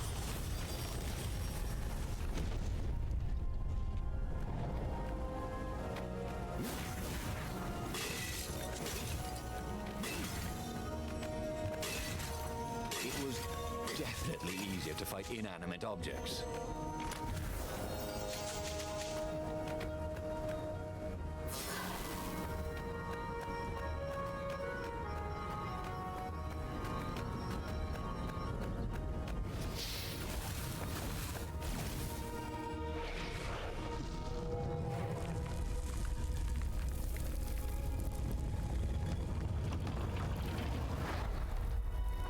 Everyone in the council chamber was dead. Zenobia stood shivering in the courtyard, drenched in blood. Why? He managed. They started arguing with me. I lost my temper and I wanted their blood. Well, not me. The stone did. Why did you take it from Lupino? I had a plan. You had a stupid plan, she said. I'm going to go kill my father now. No, you can't. You'll just take his place. You'll become worse than him. Get out of my way, or I'll kill you too. You won't kill me, he said. And I won't let you kill the Emperor. Enraged, she raised the sword. You hate him too? He could sense the Iblis stone, yearning for his death. But she didn't strike. If you kill him, it'll destroy you. I know you. Shut up! She shouted, her sword trembling. I won't lose you again. Not for anything. Get away from me! He said, and he was very close. I can't lose you again. And he was in reach of her sword now. I hate him! I hate you too! I love you, he said for the very first time. And then she was I'm gonna weeping. drop the L-bomb, I guess. He was holding her. The sword had dropped from her hand. He glanced at the Iblastone. It was no longer the black of the void. It looked like coal. No. It glowed like a cinder. It was crackling, burning, crumbling into ashes. You've always loved me, haven't you? She said. She was weak. The stone had taken so much from her. Always, he said. She staggered as he helped her up. Let me take you away. Where? The island of Avalon. The sisters will heal you. He will follow us. Then we need the Farfarer, the fastest ship in the Empire.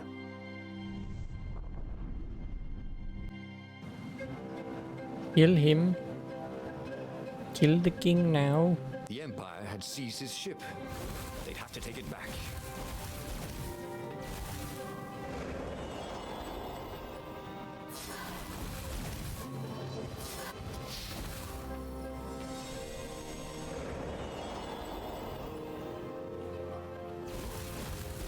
The portal was heavily guarded. Must go someplace they really didn't want him to go.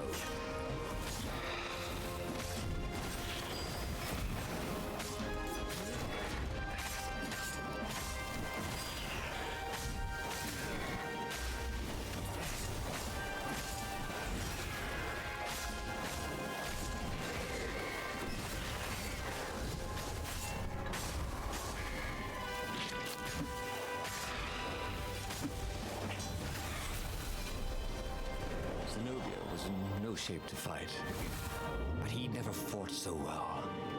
He wasn't fighting for money or loot or a cause. He was fighting for them. His sword danced, his feet flew, and the ravens recoiled from his ferocity.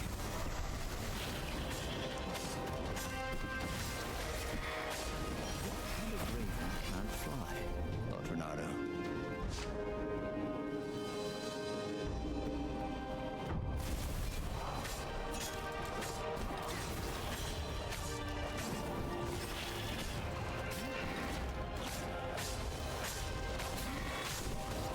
What, really? How the hell did I still get hit when I was holding him? And even if I wasn't, I flung him, it still should have hit him before he hit me. Whatever. And there it was, his beautiful skycraft, the Farfarer. They would fare very far indeed, beyond the Empire, beyond the reach of the Empire, to the mystical island of Avalon. He didn't know exactly where it was, but he knew he could find it. And they would find peace there. Second star on the right, and straight on till morning, laughed Zenobia. And they laughed together for the first time in a long time.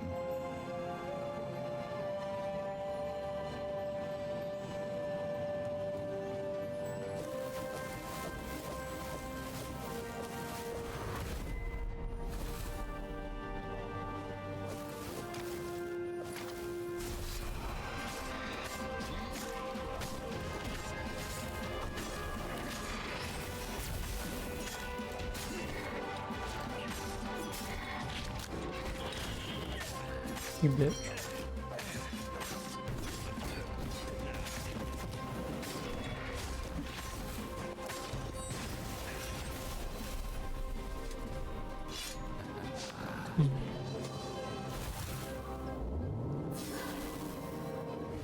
There was an engraving. Maximum capacity, 130 people.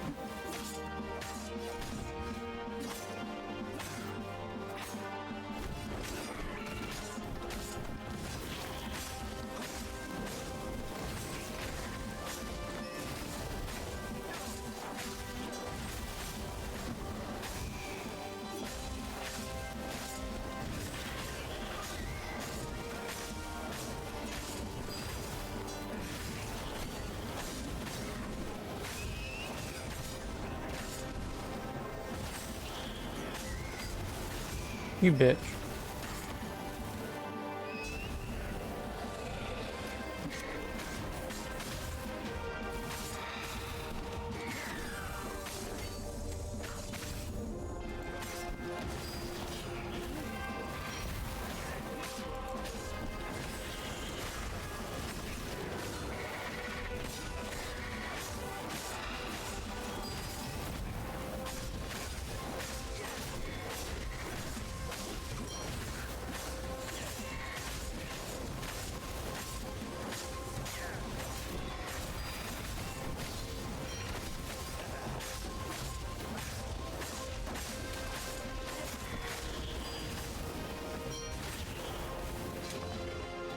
Oh, come on.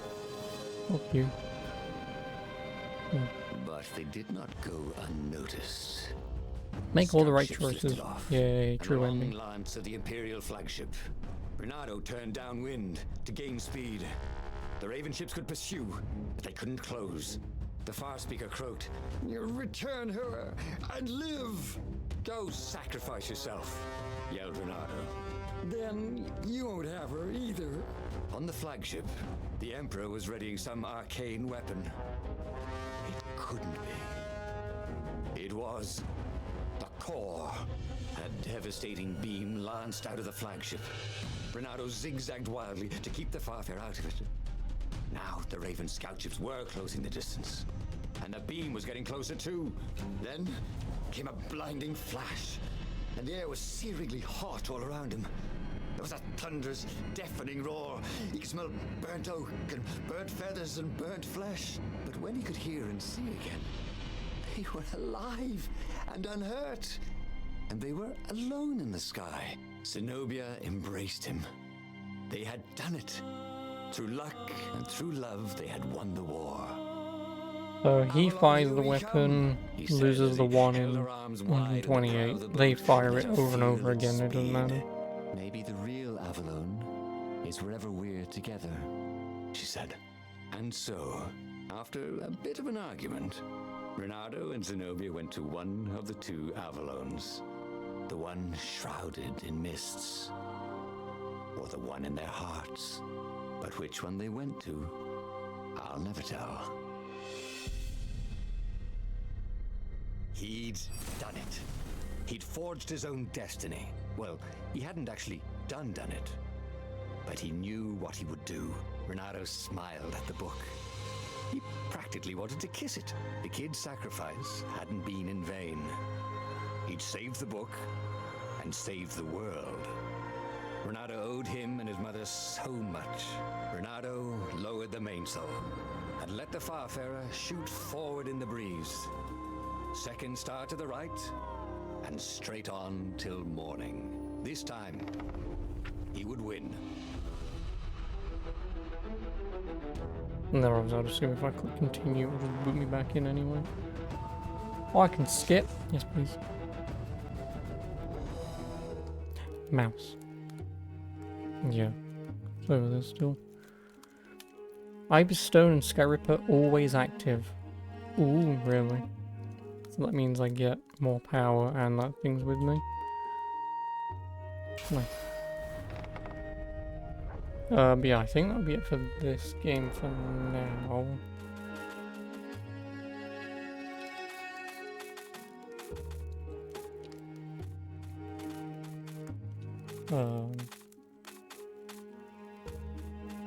Yeah, 'cause I think that'll be it for this game for now. Will I be back to do all the others? Didn't even get the... Oh, I didn't get the... Yeah, because True Hero, I guess. So all that's left is to see all the endings and get to max level. Which would be a bit of a pain in the backside, because how many endings are there? Well, there's a total of 25, counting the true ending. So... That's, what, 18 still to do?